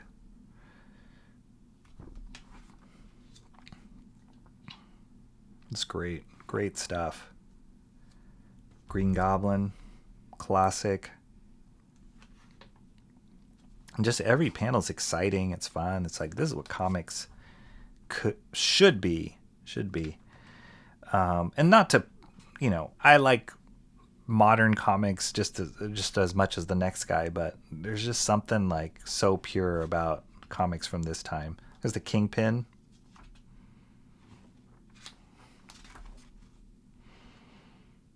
It's got a bigger forehead than I do. It's great. And then the whole time he's being like tormented by the memory of Captain Stacy, that he knew he was Peter Parker. That whole identity thing, that he's Peter Parker. The people that know who Peter Parker is, that is Spider-Man, they could be hurt. It's just a classic Spider-Man story. And then right here, ending on this. I love this note here. Important note, there will be no cop-out. We promise you, Spidey is really awake. He has 6 arms, and our tale will be continued next issue. It's like, oh, what's going to happen? It's great. So yeah, this was really fun. A great facsimile. Gil Kane did the interior art. John Romita Sr., I believe, did the cover. And look at that. I mean, that you don't get as classic. You don't get more classic of a Spider-Man than that image right there. Love all these inverted heads on the cover. Great cover image. So clean and beautiful, and yeah, just simple but impactful. Excuse me. Woo. Oh, okay. Let me catch here. Walking home. Got that. Okay. When did we start using facsimile instead of just saying reprint? I don't know. It's just like how many millions of names they have for the artist editions. They have like artist editions and work in progress and black and white and what's the other one? Noir edition. It's just another name. I don't hate facsimiles, but I think they'd be a better idea to have in store checkout lines than in comic shops. Maybe get some kids back into comics. That would be great. That would be great. I know they're trying to do the same thing with, what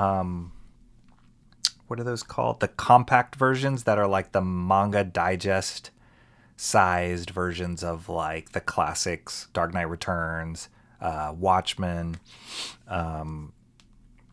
Killing Joke, or whatever. They're doing those digest size. I know, I think DC calls them compact size, and Marvel has another name. Again, that facsimile reprint thing. But they're trying to just like market those more towards like bookstores. I have seen them at like Target or retail stores to get people who might not be exposed to comics, or people who don't go out of their way to go to, like hardcore nerds that go to comic book stores, that they can be exposed to comics too. So yeah, I think having facsimiles in checkouts or like gas stations like they used to would be a great idea. They should actually just reduce the price. If they made these like $2 a pop, that'd be amazing. Maybe a 7. You caved. Jeffrey Beat says, for my rating of Spider-Man, 1.6 billion, which is unheard of. It's crazy. I don't think that movie deserves to be in the conversation of one of the highest earning movies of all time. I don't think so. I think it's maybe the collective Spider-Man that Tom Holland and the directors and writers and producers created. Maybe, yeah, okay, I can argue that. But as far as a movie itself, I don't think it should be in that category. Can't say I've seen any of the Spider-Man movies with Tom Holland. No kidding. Wow. He's great. He's really great. I like him a lot, both as Peter Parker and as Spider-Man. X-Men 97 Season 2 had an interesting ending. I haven't seen it yet. No spoilers, please. Yeah, I haven't seen that yet. That's on my queue. What's interesting about reprints is how there's no reference to modern technology. Yeah, that's nice. It does give you a snapshot. I love that they include the ads too that came out with the original printing, because it does give you a snapshot of like, oh yeah, like they're advertising acne cream and like how to get strong. What's that guy? That's like the strong guy.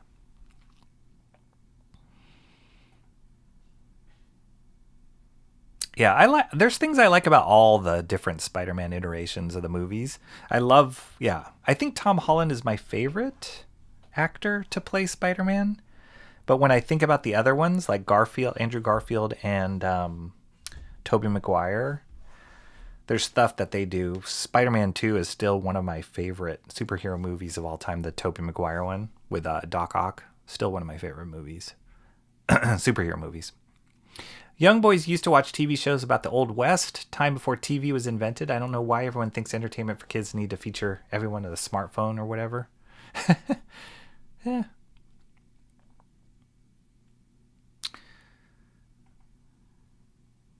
Spider-Man. What's up, awesome one?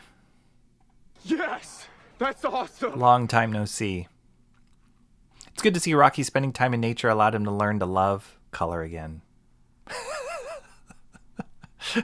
I'm not gonna dig too deep in that one. The simplicity of the coloring really showcases the quality. It does. How much of, maybe that's why I love those artist editions, the black and white art so much these days, because I feel like coloring, although it's super advanced, takes away the appreciation or even the craft of that.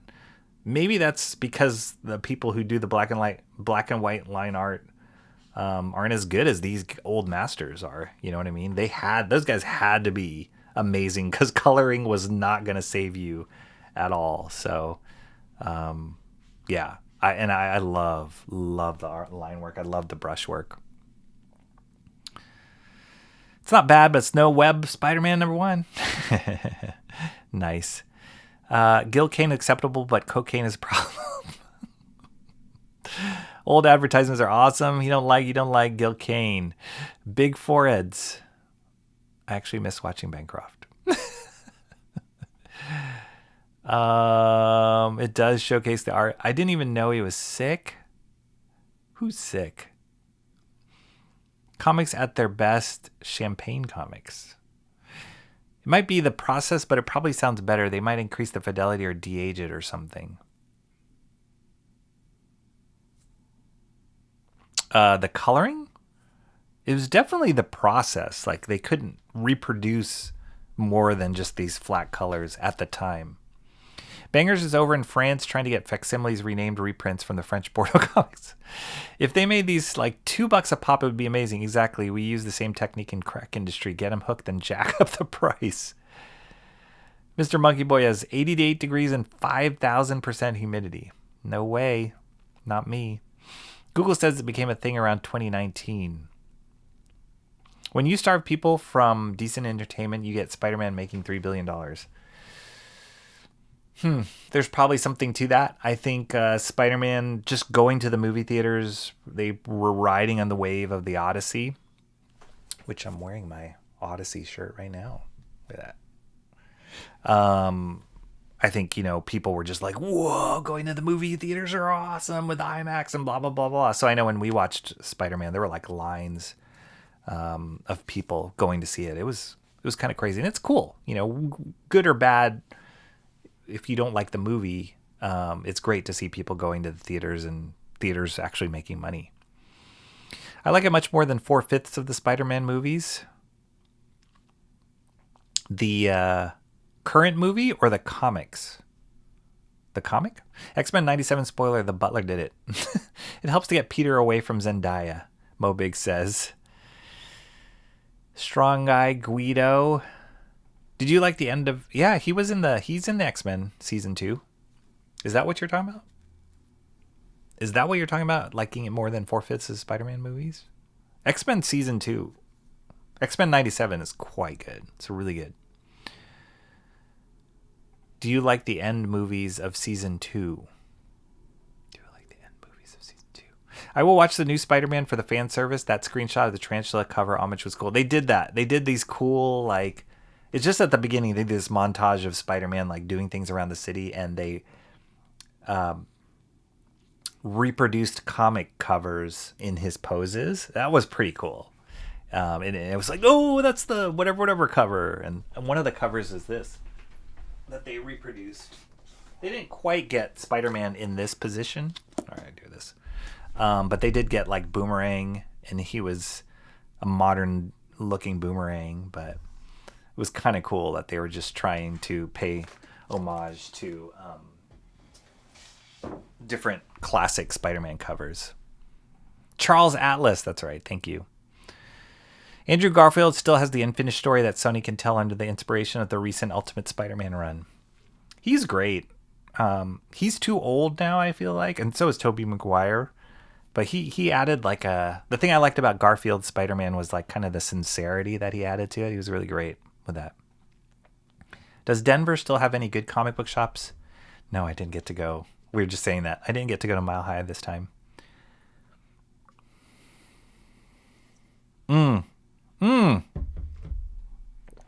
Thank you, Mobigs. That's what Cran was talking about.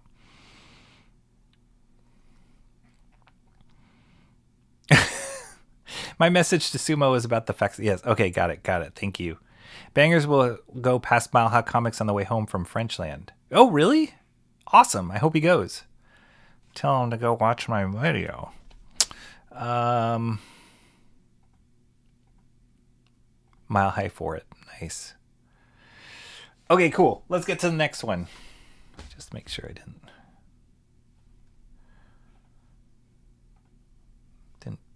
piss off my wife. She was the one who's calling. All right. Exquisite Corpses number 2, Rascal Randy. I believe it was on Discord.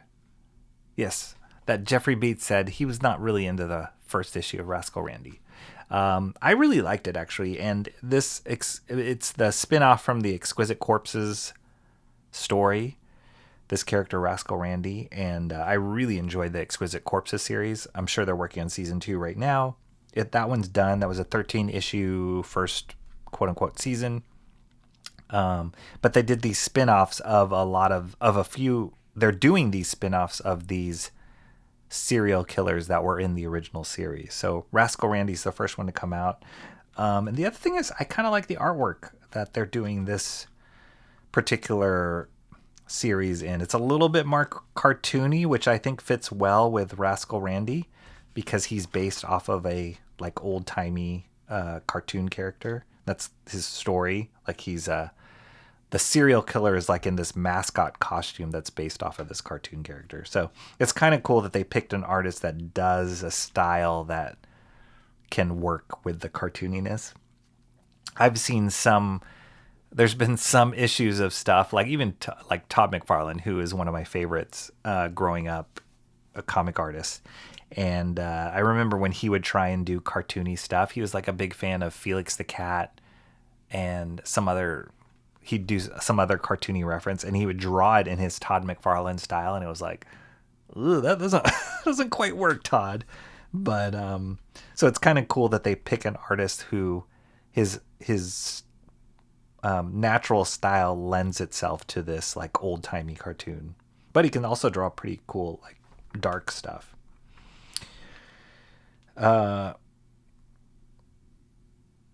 And there's something about an art style that feels a little bit more cartoony, but if you're telling like a horror story, that really does something to your brain.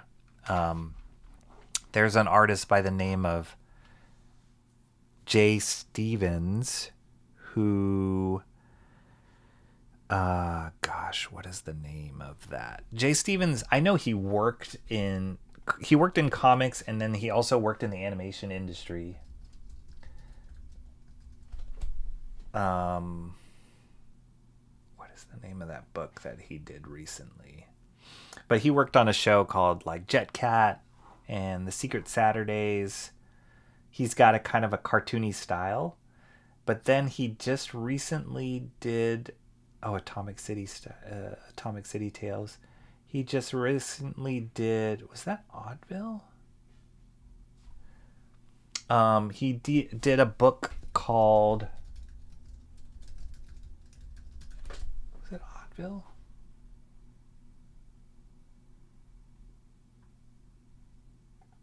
No, Oddville is still not a horror series. I don't think so.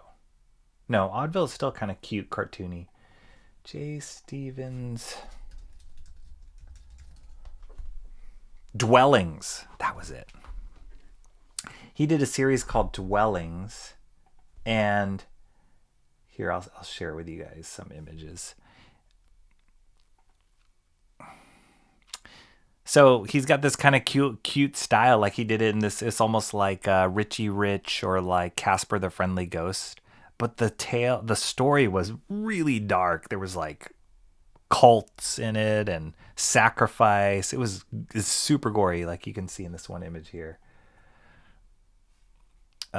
Really gory. But there's something like extra disturbing when you see cute style do very, very dark things. There's also like that series, that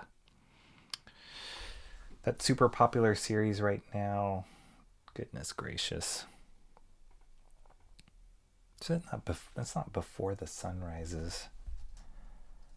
Do you guys know what I'm talking about? It's like with cute characters, but they're like serial killers.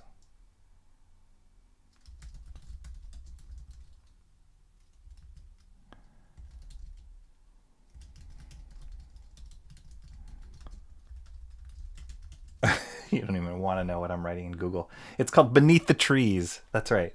Beneath the Trees. That is also another series that's like, oh, look at this, like, it's like a children's book, but they're like serial killers. This is super popular right now. I haven't read it. A lot of people are telling me I should read it, but it's kind of almost too gory. I don't know. I'll read it. I'll have to find it at the library. But yeah, there's something about characters that are, it's in this like watercolory children's book style that is extra disturbing when they tell a horror story. Have any of you guys read that? Beneath the Trees? The recent Ultimate Spider-Man's Pete was like 40, so Garfield is about of age. I guess that's true.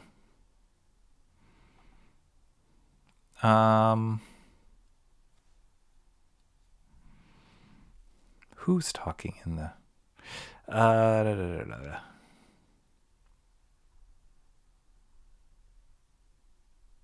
Legendary Ford is freaking out the French. Creepy Rabbit. I didn't dig the first Randy. That's what Jeffrey Beats says. Steve Punker likes it. I think. EC season Q1. Oh, Exquisite Corpses. Yeah. Oh, and you don't like the series. Huh. Why? Because of the art style? Because this is a different artist than Exquisite Corpses. This is a lot. So if I had to compare, it's a lot cleaner, cartoonier. Exquisite Corpses artist, the main artist was a guy by the name of Matt Walsh. It's a lot more gritty and realistic. But yeah, he goes from this, which is like, oh, okay, cool, to like this. It's kind of messed up. Somebody shoved in an oven burning, and then there's Rascal Randy there in the back. It's cool. I don't know how many issues this is going to be. Maybe 3? But I'm still in. Like, from what I'm seeing here, still interesting and creepy. And there's something about, like, being able to tell a horror story, a suspenseful story in comics that's kind of cool, that I love to, like, study and understand better. And I'm very interested in these other 2 characters, too, whenever they come out.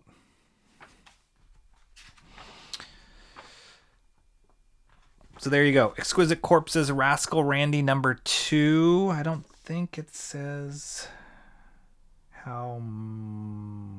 Sometimes they'll say like 2 of 3. But I'm guessing they're 3 issue... No more than... I doubt they would go 5 issues for each one of these characters. I think they're just going to be limited series. And the artist on this one is Dylan Burnett. Exquisite Corpses, Rascal Randy number 2. Is Spider-Man Noir any good? It gave me the choice between watching color. Ugh. I tried. Somebody told me it's good. I watched the first, I think, 2 episodes in black and white. And I feel like Spider-Man Noir is a better side character than a lead character. It feels like they're trying to do the same thing that they did with HBO's series The Penguin, where they're just kind of turning it into this like noir detective mystery and less so about the Spider-Man aspect of it. With Penguin, it was like less so about Batman and more just about Penguin. He's kind of this mob boss. That was a brilliant series. The actors were brilliant in this. Spider-Man Noir, I don't know. See what you think. I'd be curious to see what you think, Sumo Thori. I couldn't keep going. I kind of like, it felt like it was one note the whole time. Does the black and white version stream backwards? In Mo's world, it does. Based off an old cartoon character, it's giving Bendy and the Ink Machine vibes. Nice. Is that a video game?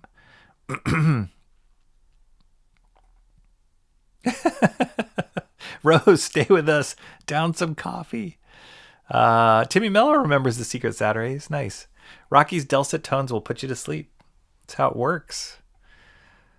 Lindsay wouldn't be having this problem if she planted a few coca trees in the yard. Serial Killer Man. That's right. That would be almost a better name, Serial Killer Man. More like Chibi Rich and Casper the Friendly Weeb. Yes. I think he did some stuff with Disney. Jay Stevens, probably. Yeah, he was like one of those cool creators at the time when he was doing animated stuff.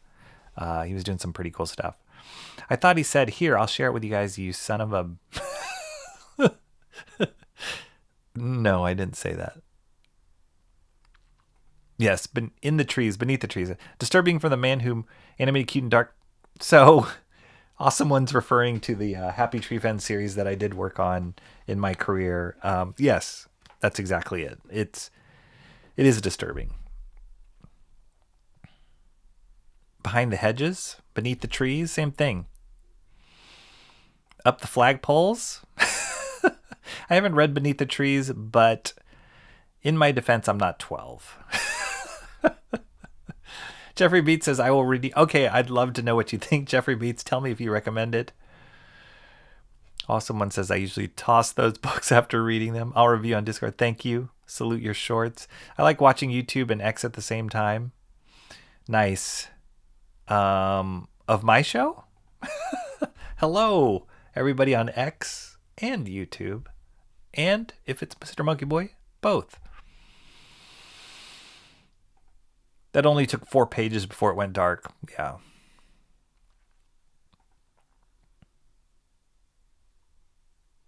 So many ad pages. Should I read Rascal Randy number 2?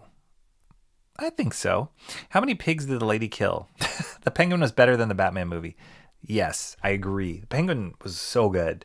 Those characters were awesome, and the actors were amazing. Really amazing. What was his name? Not Colm Wilkinson. Colin Farrell was awesome. Incredible.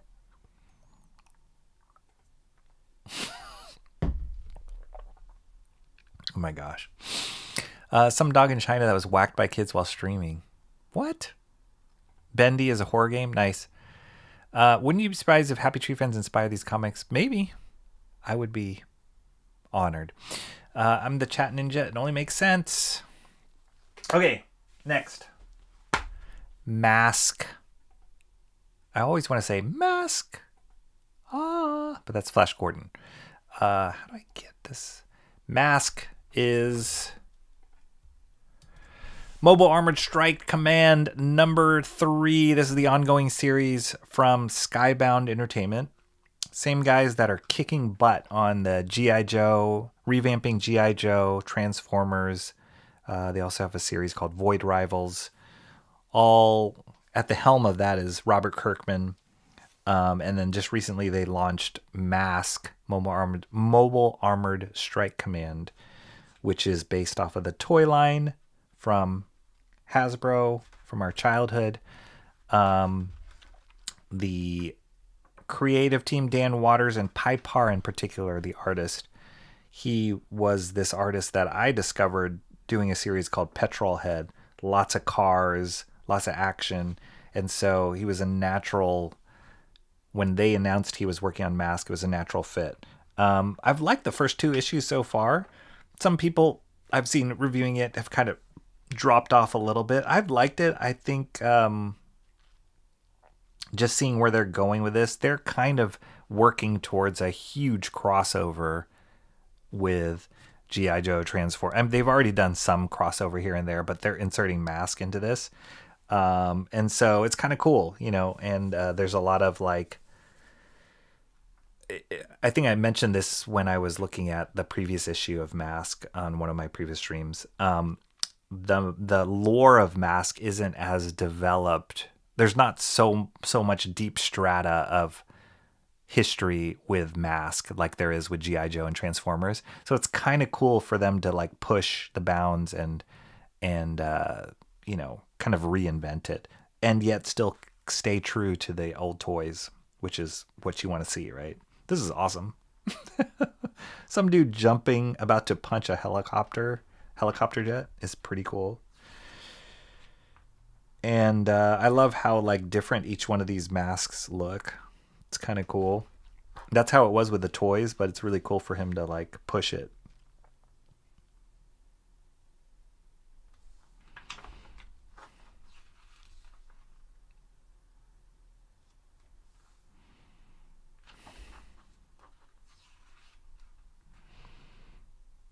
Yeah, so it's cool. Like if you like cars, vehicles, Pipar is really good at doing that. His character stuff it's good. It's a little stiff for my liking, but I'm always, I mean, I just know him as like a vehicle artist. So it's kind of a great combo to put him in here. And then check out this last page. I did flip through this earlier and saw this last page. I was like, oh, this is Baron Karza, and he is the main villain from an old series that Marvel produced called Micronauts. And I guess Hasbro owns the toy line to that, or owns the rights to that. But it looks like they're introducing Micronauts into this too. Micronauts is awesome because, at least for me, is awesome because Michael Golden, who's one of my favorite comic book artists, he got, I don't know if it was his start, but it was definitely one of the earlier books that he worked on. I think he worked on maybe the first 10 to 12 issues of Micronauts or something like that, and kind of established the style. One of the artist edition books I have is his Micronauts run, Michael Golden's Micronauts run. So it's great to see the original art and his designs for this. But basically the premise of Micronauts, again, toy line that preceded the toy concept really drove the story. But they were just like miniature worlds, hence the name Micronauts. And it was kind of their answer to Star Wars. So if you can imagine, when they designed Baron Karza, they definitely had Darth Vader in mind. And he's got this crazy mode where he's like part centaur too. So I don't know if they'll definitely do something with him in centaur mode at one point. But they had some cool designs for Micronauts, and they've revamped it a couple times. I've seen it. It's never been as interesting to me as the original series. So yeah, I'm curious to see where they go with this and if they can make it cool. So that was a pleasant surprise at the end. And they say Matt Tracker has a son. Matt Tracker is the main dude in M.A.S.K. So a lot of being revealed here in M.A.S.K. issue 3.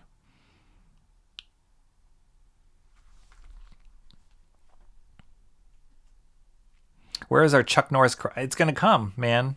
I've seen everything be revamped.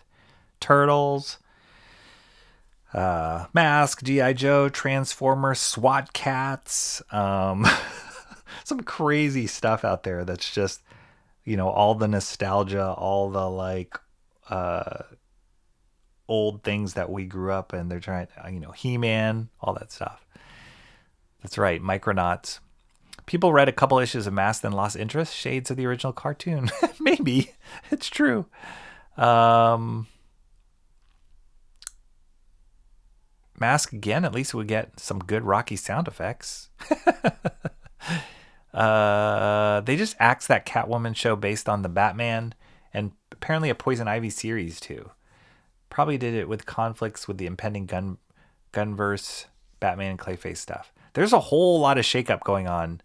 I don't know if you guys have read or not. I've only seen snippets here and there of people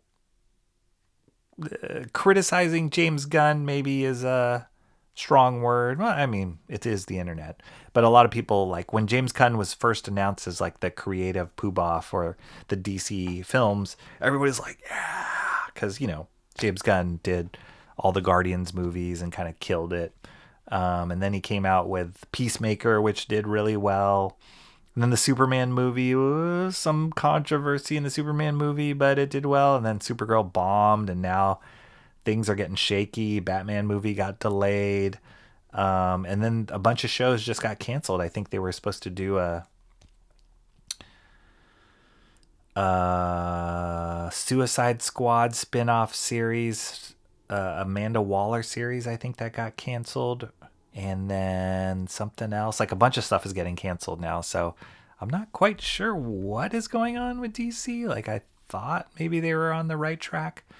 I didn't see Supergirl. I heard it got panned and didn't make me really want to watch it. But then I have some friends who saw it in the theater and they're like, it was great. So not sure what happened.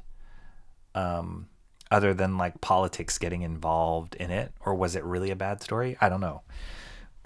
So I'm curious. I don't know if any of you guys saw Supergirl. Cranberry says Micronauts was good. I like and dislike Micronauts at the same time. Weird. Nah, it's kind of all... It was a mess. The original, the story was a mess. But it was cool. It was a cool mess. And then I'm very biased because I love Michael Golden stuff. So I thought there were some great designs in there. That character Acro Year was a super cool design. He had like the equivalent of a lightsaber. And then, yeah, there was some really, really cool stuff in there. And then after Michael Golden left, I actually have a bunch of back issues of Micronauts that I was hunting for in different comic book stores because it wasn't Michael Golden left and I was like, oh, then it probably went down, but they had some great artists work on it, like Kelly Jones. I think there's this artist named Carrie Gamble, I think, worked on it. Butch Geis. They were all great artists. They did some great work on Micronauts, so shouldn't be slept on. It's a good series, and they've been releasing omnibuses of the original series too. They should do a Muscle. Oh, I loved Muscle. Didn't that have a different name in Japan where it originated? I loved Muscles. I collected those a lot. Sumo Thor loves Micronauts. Nice. Muscle goes dark in the later season. Really? I never watched the series, but that's great. They made Matt Tracker black. I'll leave it at that. Types that Jay Ryan says. I don't care. I think if it works, if they can make the story good, I really don't care. I honestly don't care. But if you do it just for the sake of doing it and then the story sucks, then I'm out. Then I'm like, that was a horrible choice. So it just doesn't. It's like when there was all this controversy of making Starbuck in Battlestar Galactica a woman, right? In the remake. It's like, oh my gosh, they cast this woman, blah, blah, blah, blah. But then when I watched the show, I was like, she's awesome. She was great. So, I don't know. It depends. It depends. But if it's just for the sake of diversifying, then I'm like, it doesn't serve the story, then forget it. Horrible choice. Good director also needs a good script. True. If you aren't going to respect the source material, you don't get my money. That's fair. That's really fair. Although we're talking about the source material of M.A.S.K, like... Did it get our money back then? Who would want to? That's a good question. I agree with that. But it was announced before and now it's gone. So I was peer pressured to see Supergirl with friends. Tim Mello says probably doesn't sound like it went well. Felt more like an obscure Star Wars film than a DC film. I've heard some people say it felt like a Guardians film, even though James Gunn didn't direct it, but that it just kind of had that flavor. I am in the middle of reading Superman Woman of Tomorrow, which apparently the movie is based a lot on this series. So Bilquis Evely, she's a great artist, and I had that DC black and white WIP work in progress artist edition or whatever issue they released of the first issue of this. Which is awesome. As far as Tom King's writing, I don't know. I'm kind of on the fence. There's some great stuff in it, and then there's some that's really boring to me. And I'm starting to get a little bored with this story, to be honest. But it's great. The art's great. I don't know. I'll tell you. I'll let you guys know when I get through it. My friggin' TV and phone sync, so I can't watch two different things on YouTube at the same time. Really? I unfortunately intentionally avoided seeing Supergirl.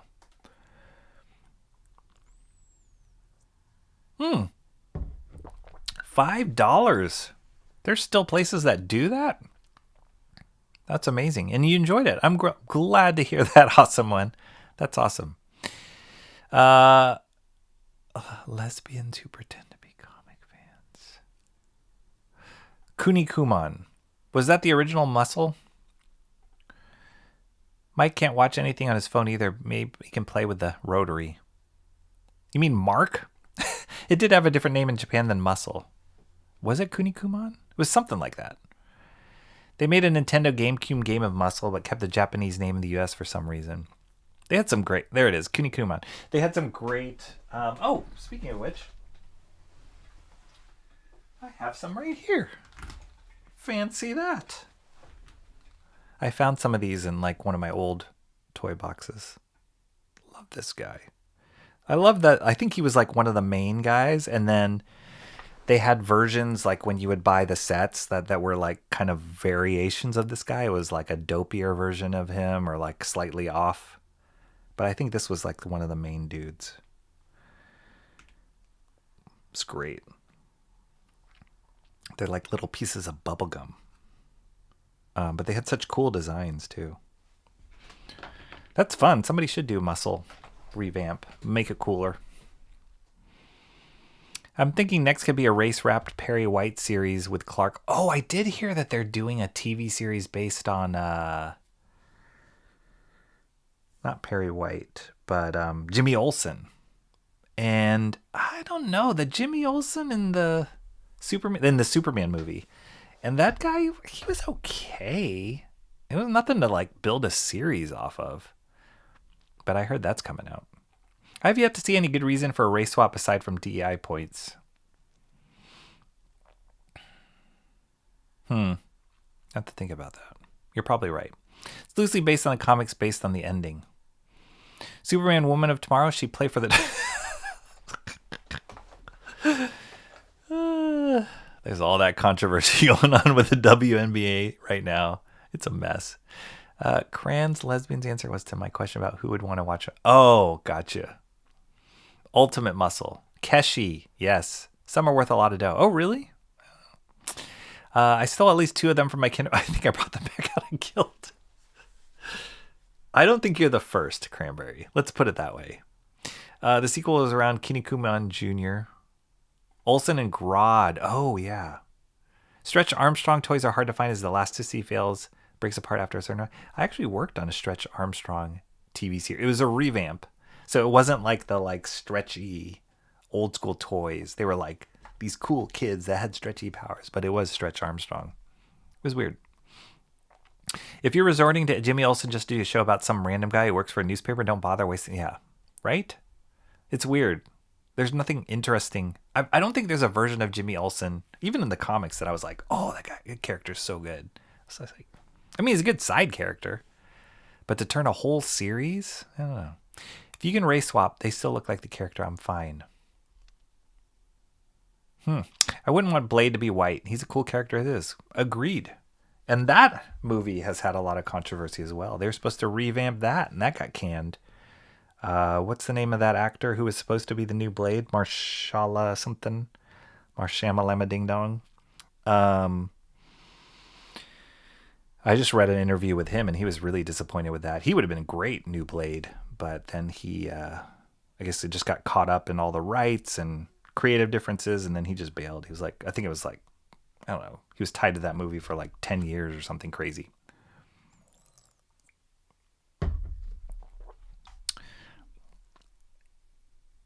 AirPods gave up on me. Cranberry Langes like Stretch Armstrong. The cartoon or the toy? Bishop has to be black. Yes. I mean, Black Panther has to be black, right? I don't want to see that race swapped. You just need to paint his face black and or dark brown. Ali? Yeah. Was that his name?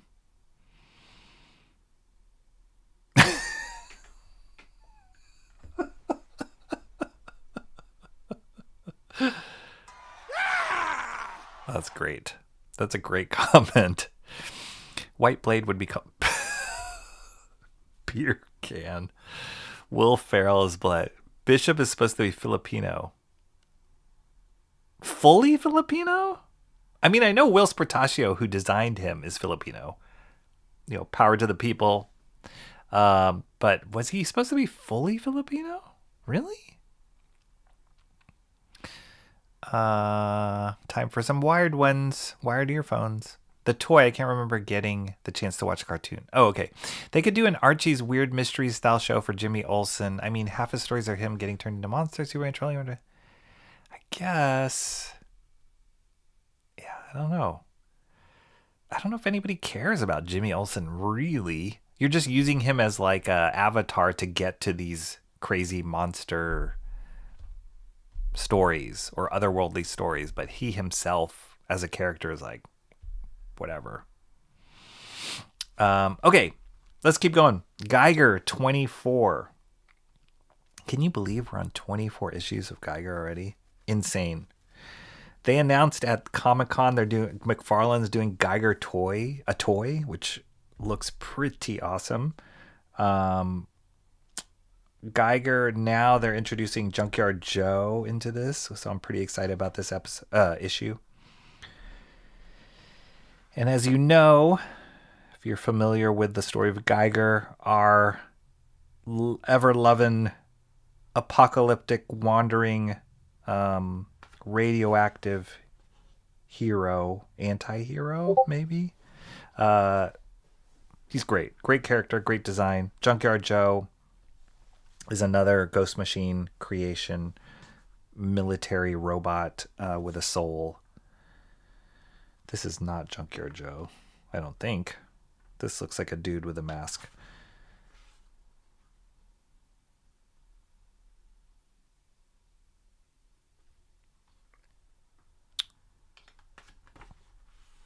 There's Junkyard Joe. Really cool. It's cool that they're finding a way to cross over these characters in these worlds. And I believe Junkyard Joe was created first, before Ghost Machine actually became a thing. I think they just had like an imprint called Ghost. Was it Ghost Machine also? It was before they became an actual collective. They already had done Junkyard Joe stories and Geiger stories. But here I think they're just kind of solidifying these storylines to be in the same universe. It's like a Terminator reference right there. Can we see Geiger now, please? Stop talking about Muscles and Jimmy Olsen. Let's see Geiger.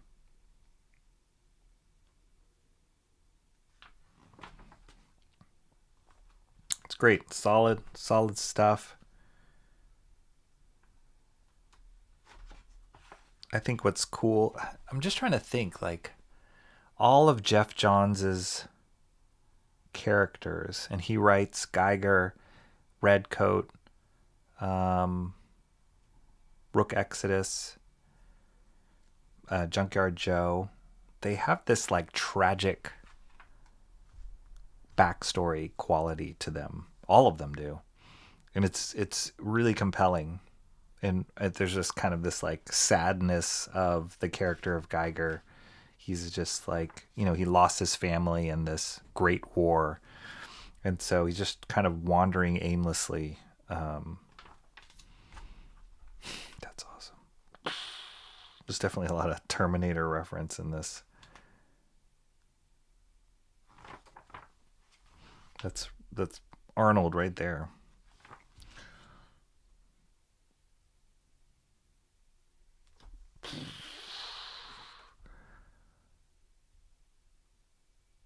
Aha.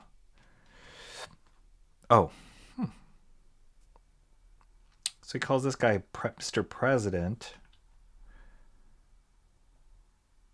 I thought they were working on this character called the First President, but that might be... Oh, no. That's the First Ghost.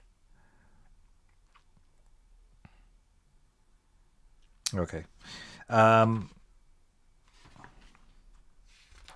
Next issue is a extra size, anniversary size issue, 25. That's insane. So one thing I have noticed is Rook Exodus, which is the Jeff Johns, Jason Fabok sci-fi series. Incredible series. It's been falling behind on its release. When Ghost Machine first came out, if you guys remember, they were just on a rhythm of releasing on time. And it seems like Rook Exodus has fallen behind a little bit more. Redcoat and Geiger are coming out still pretty frequently. That's why they're all on issue 25 plus. So yeah, well, it's be curious to see how that affects things in the future for Ghost Machine. I know they're just doing really well though, and they've been getting great reviews. And I think it's also like having the same creative team consistently on a book for 25 issues is not a small feat, and to have that quality level be super high as it has been.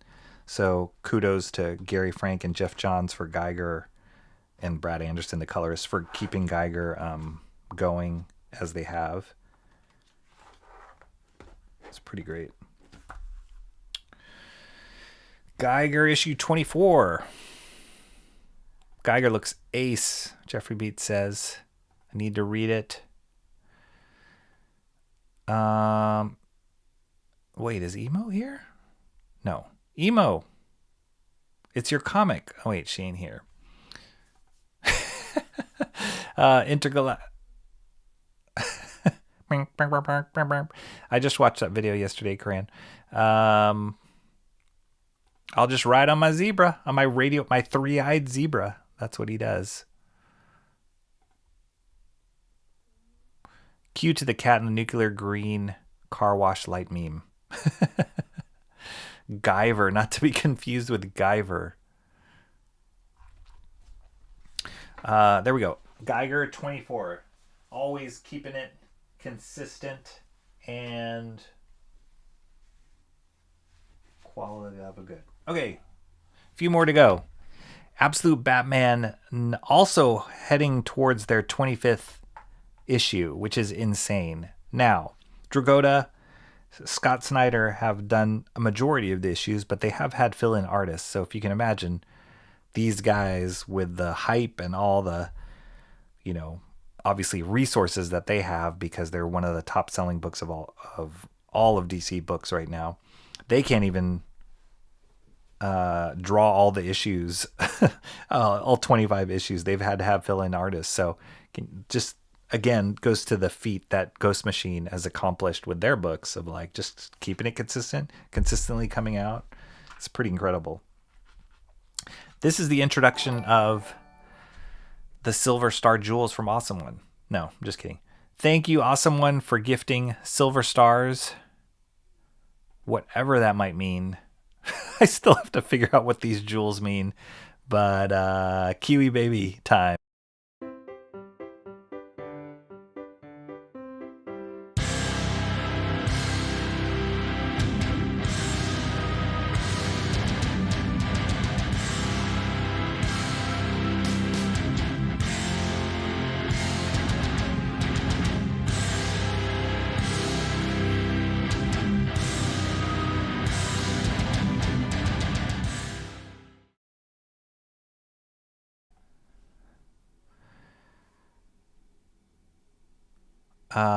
Jeffrey Beat says, I'm hyped for this. So this issue of Absolute Batman is the introduction of Clayface for this world, which, I mean, I feel like every issue is like the introduction of some seminal character in it.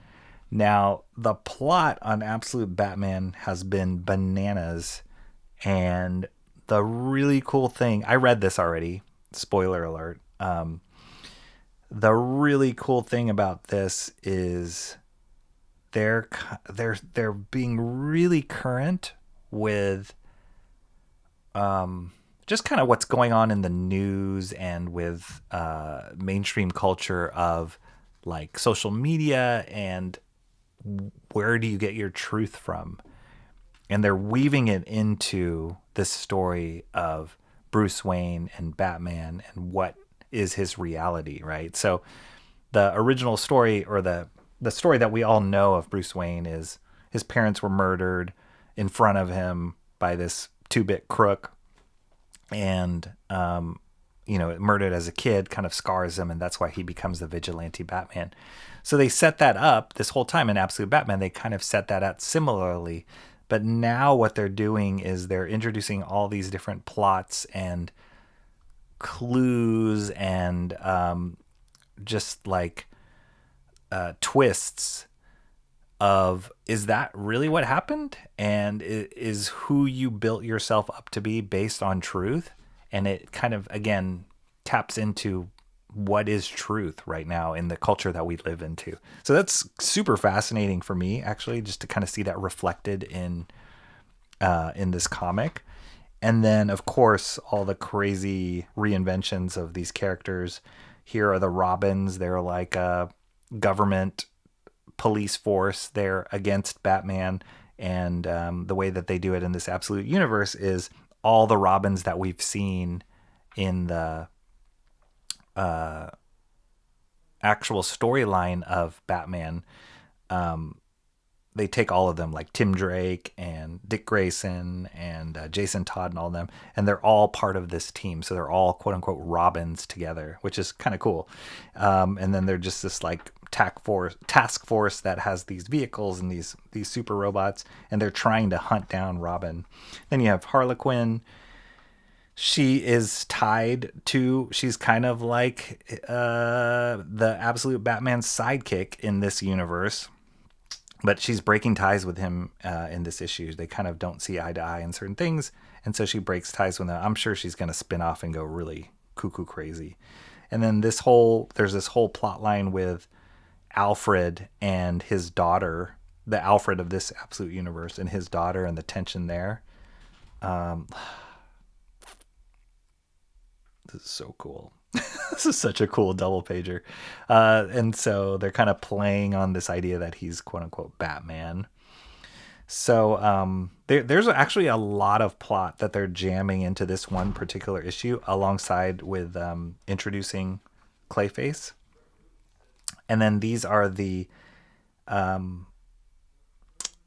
all Bruce Wayne's childhood friends, right? But they have now since been transformed into the characters the familiar villains that we know in the original Batman storyline, but they're still kind of his friends. So there's like Killer Croc, there's Two-Face, there's the Riddler, there's the Penguin, but they're all in these various forms. They're really crazy and cool. Super bizarre designs. But yeah, there's a lot of plot that they're throwing in here. The biggest plot right now is that the Scarecrow of the Absolute Universe is this character called the Straw Man. And he's been hinting to Bruce Wayne that what he thinks is real and the events that have happened in his life that have shaped him have been, that he's been manipulated this whole time. They've been plotted out all the way before he was even Batman. Like as a kid, people were plotting out this event. And then the Joker, who is this crazy demon, pure evil character in this, he's kind of supposedly behind a lot of the deception. So love this imagery. So the kind of cool thing is that Batman, or Bruce Wayne in this world, he's going nuts. He is trying to, like you can see here, it's like a beautiful mind. He's trying to like piece together the clues and figure out what happened and why is this and did this really happen, and he's just going crazy and everybody's like, Bruce, you're losing your mind. So he's going off the deep end. And then the Robins are hunting him down. So there's a lot of plot going on, a lot of different stories. But yeah, this might be spoiling it for you, Jeffrey Beats. So maybe you want to close your eyes or close your ears, but it starts getting pretty real here with Clayface, and how they depict Clayface is kind of cool. They don't really explain him a lot here. I'm sure more of the explanation will come later, but look at this crazy image.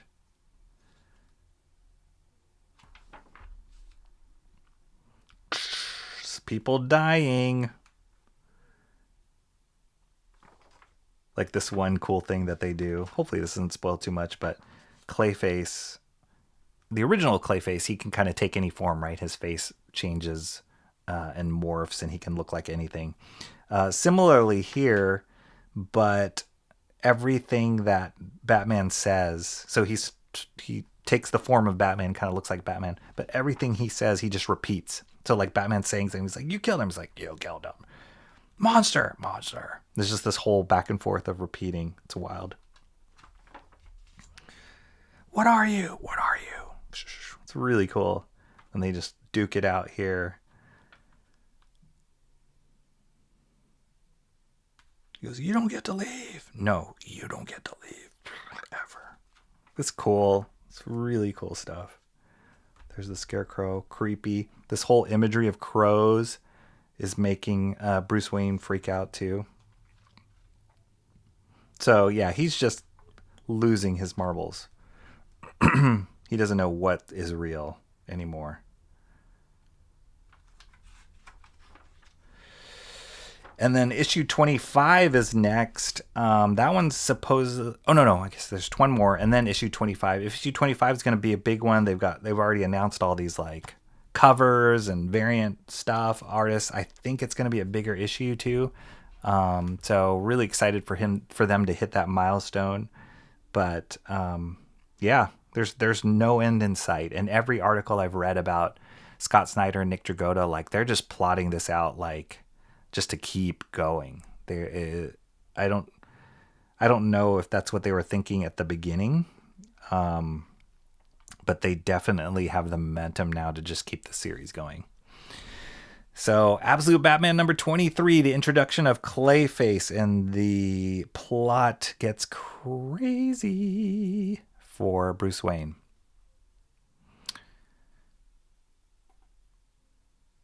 What do you think of the Clayface issue, Rocky? I love it. I love it. Mo Big says, it was all going so well. I was trying to cover up that awful picture of Batman. Rocky and Rose on Third clearly have no qualms about me potentially overdosing on bad comics.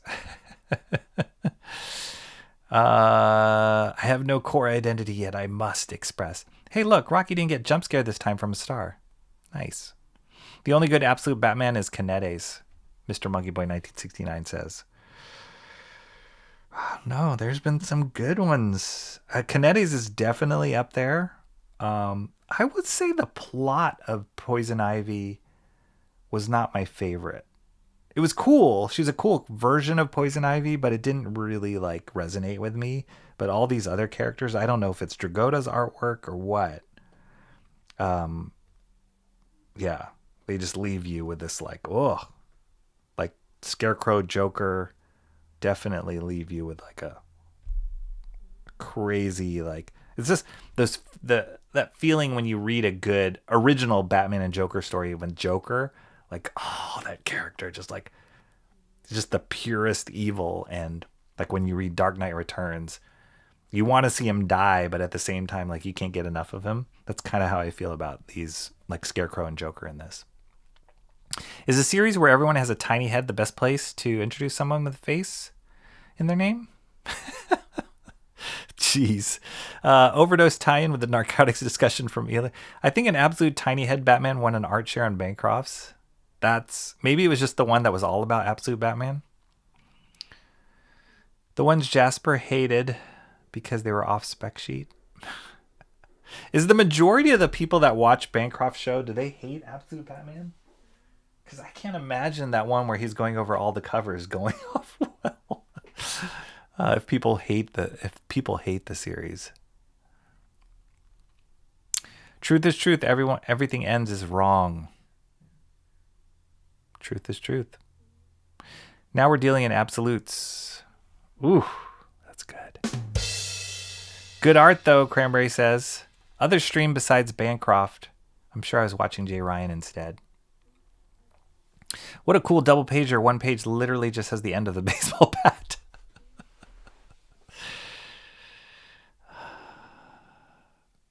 WNBA is struggling with what is true. It is. The characters in this book look like their ancestors engaged in a lot of relativism.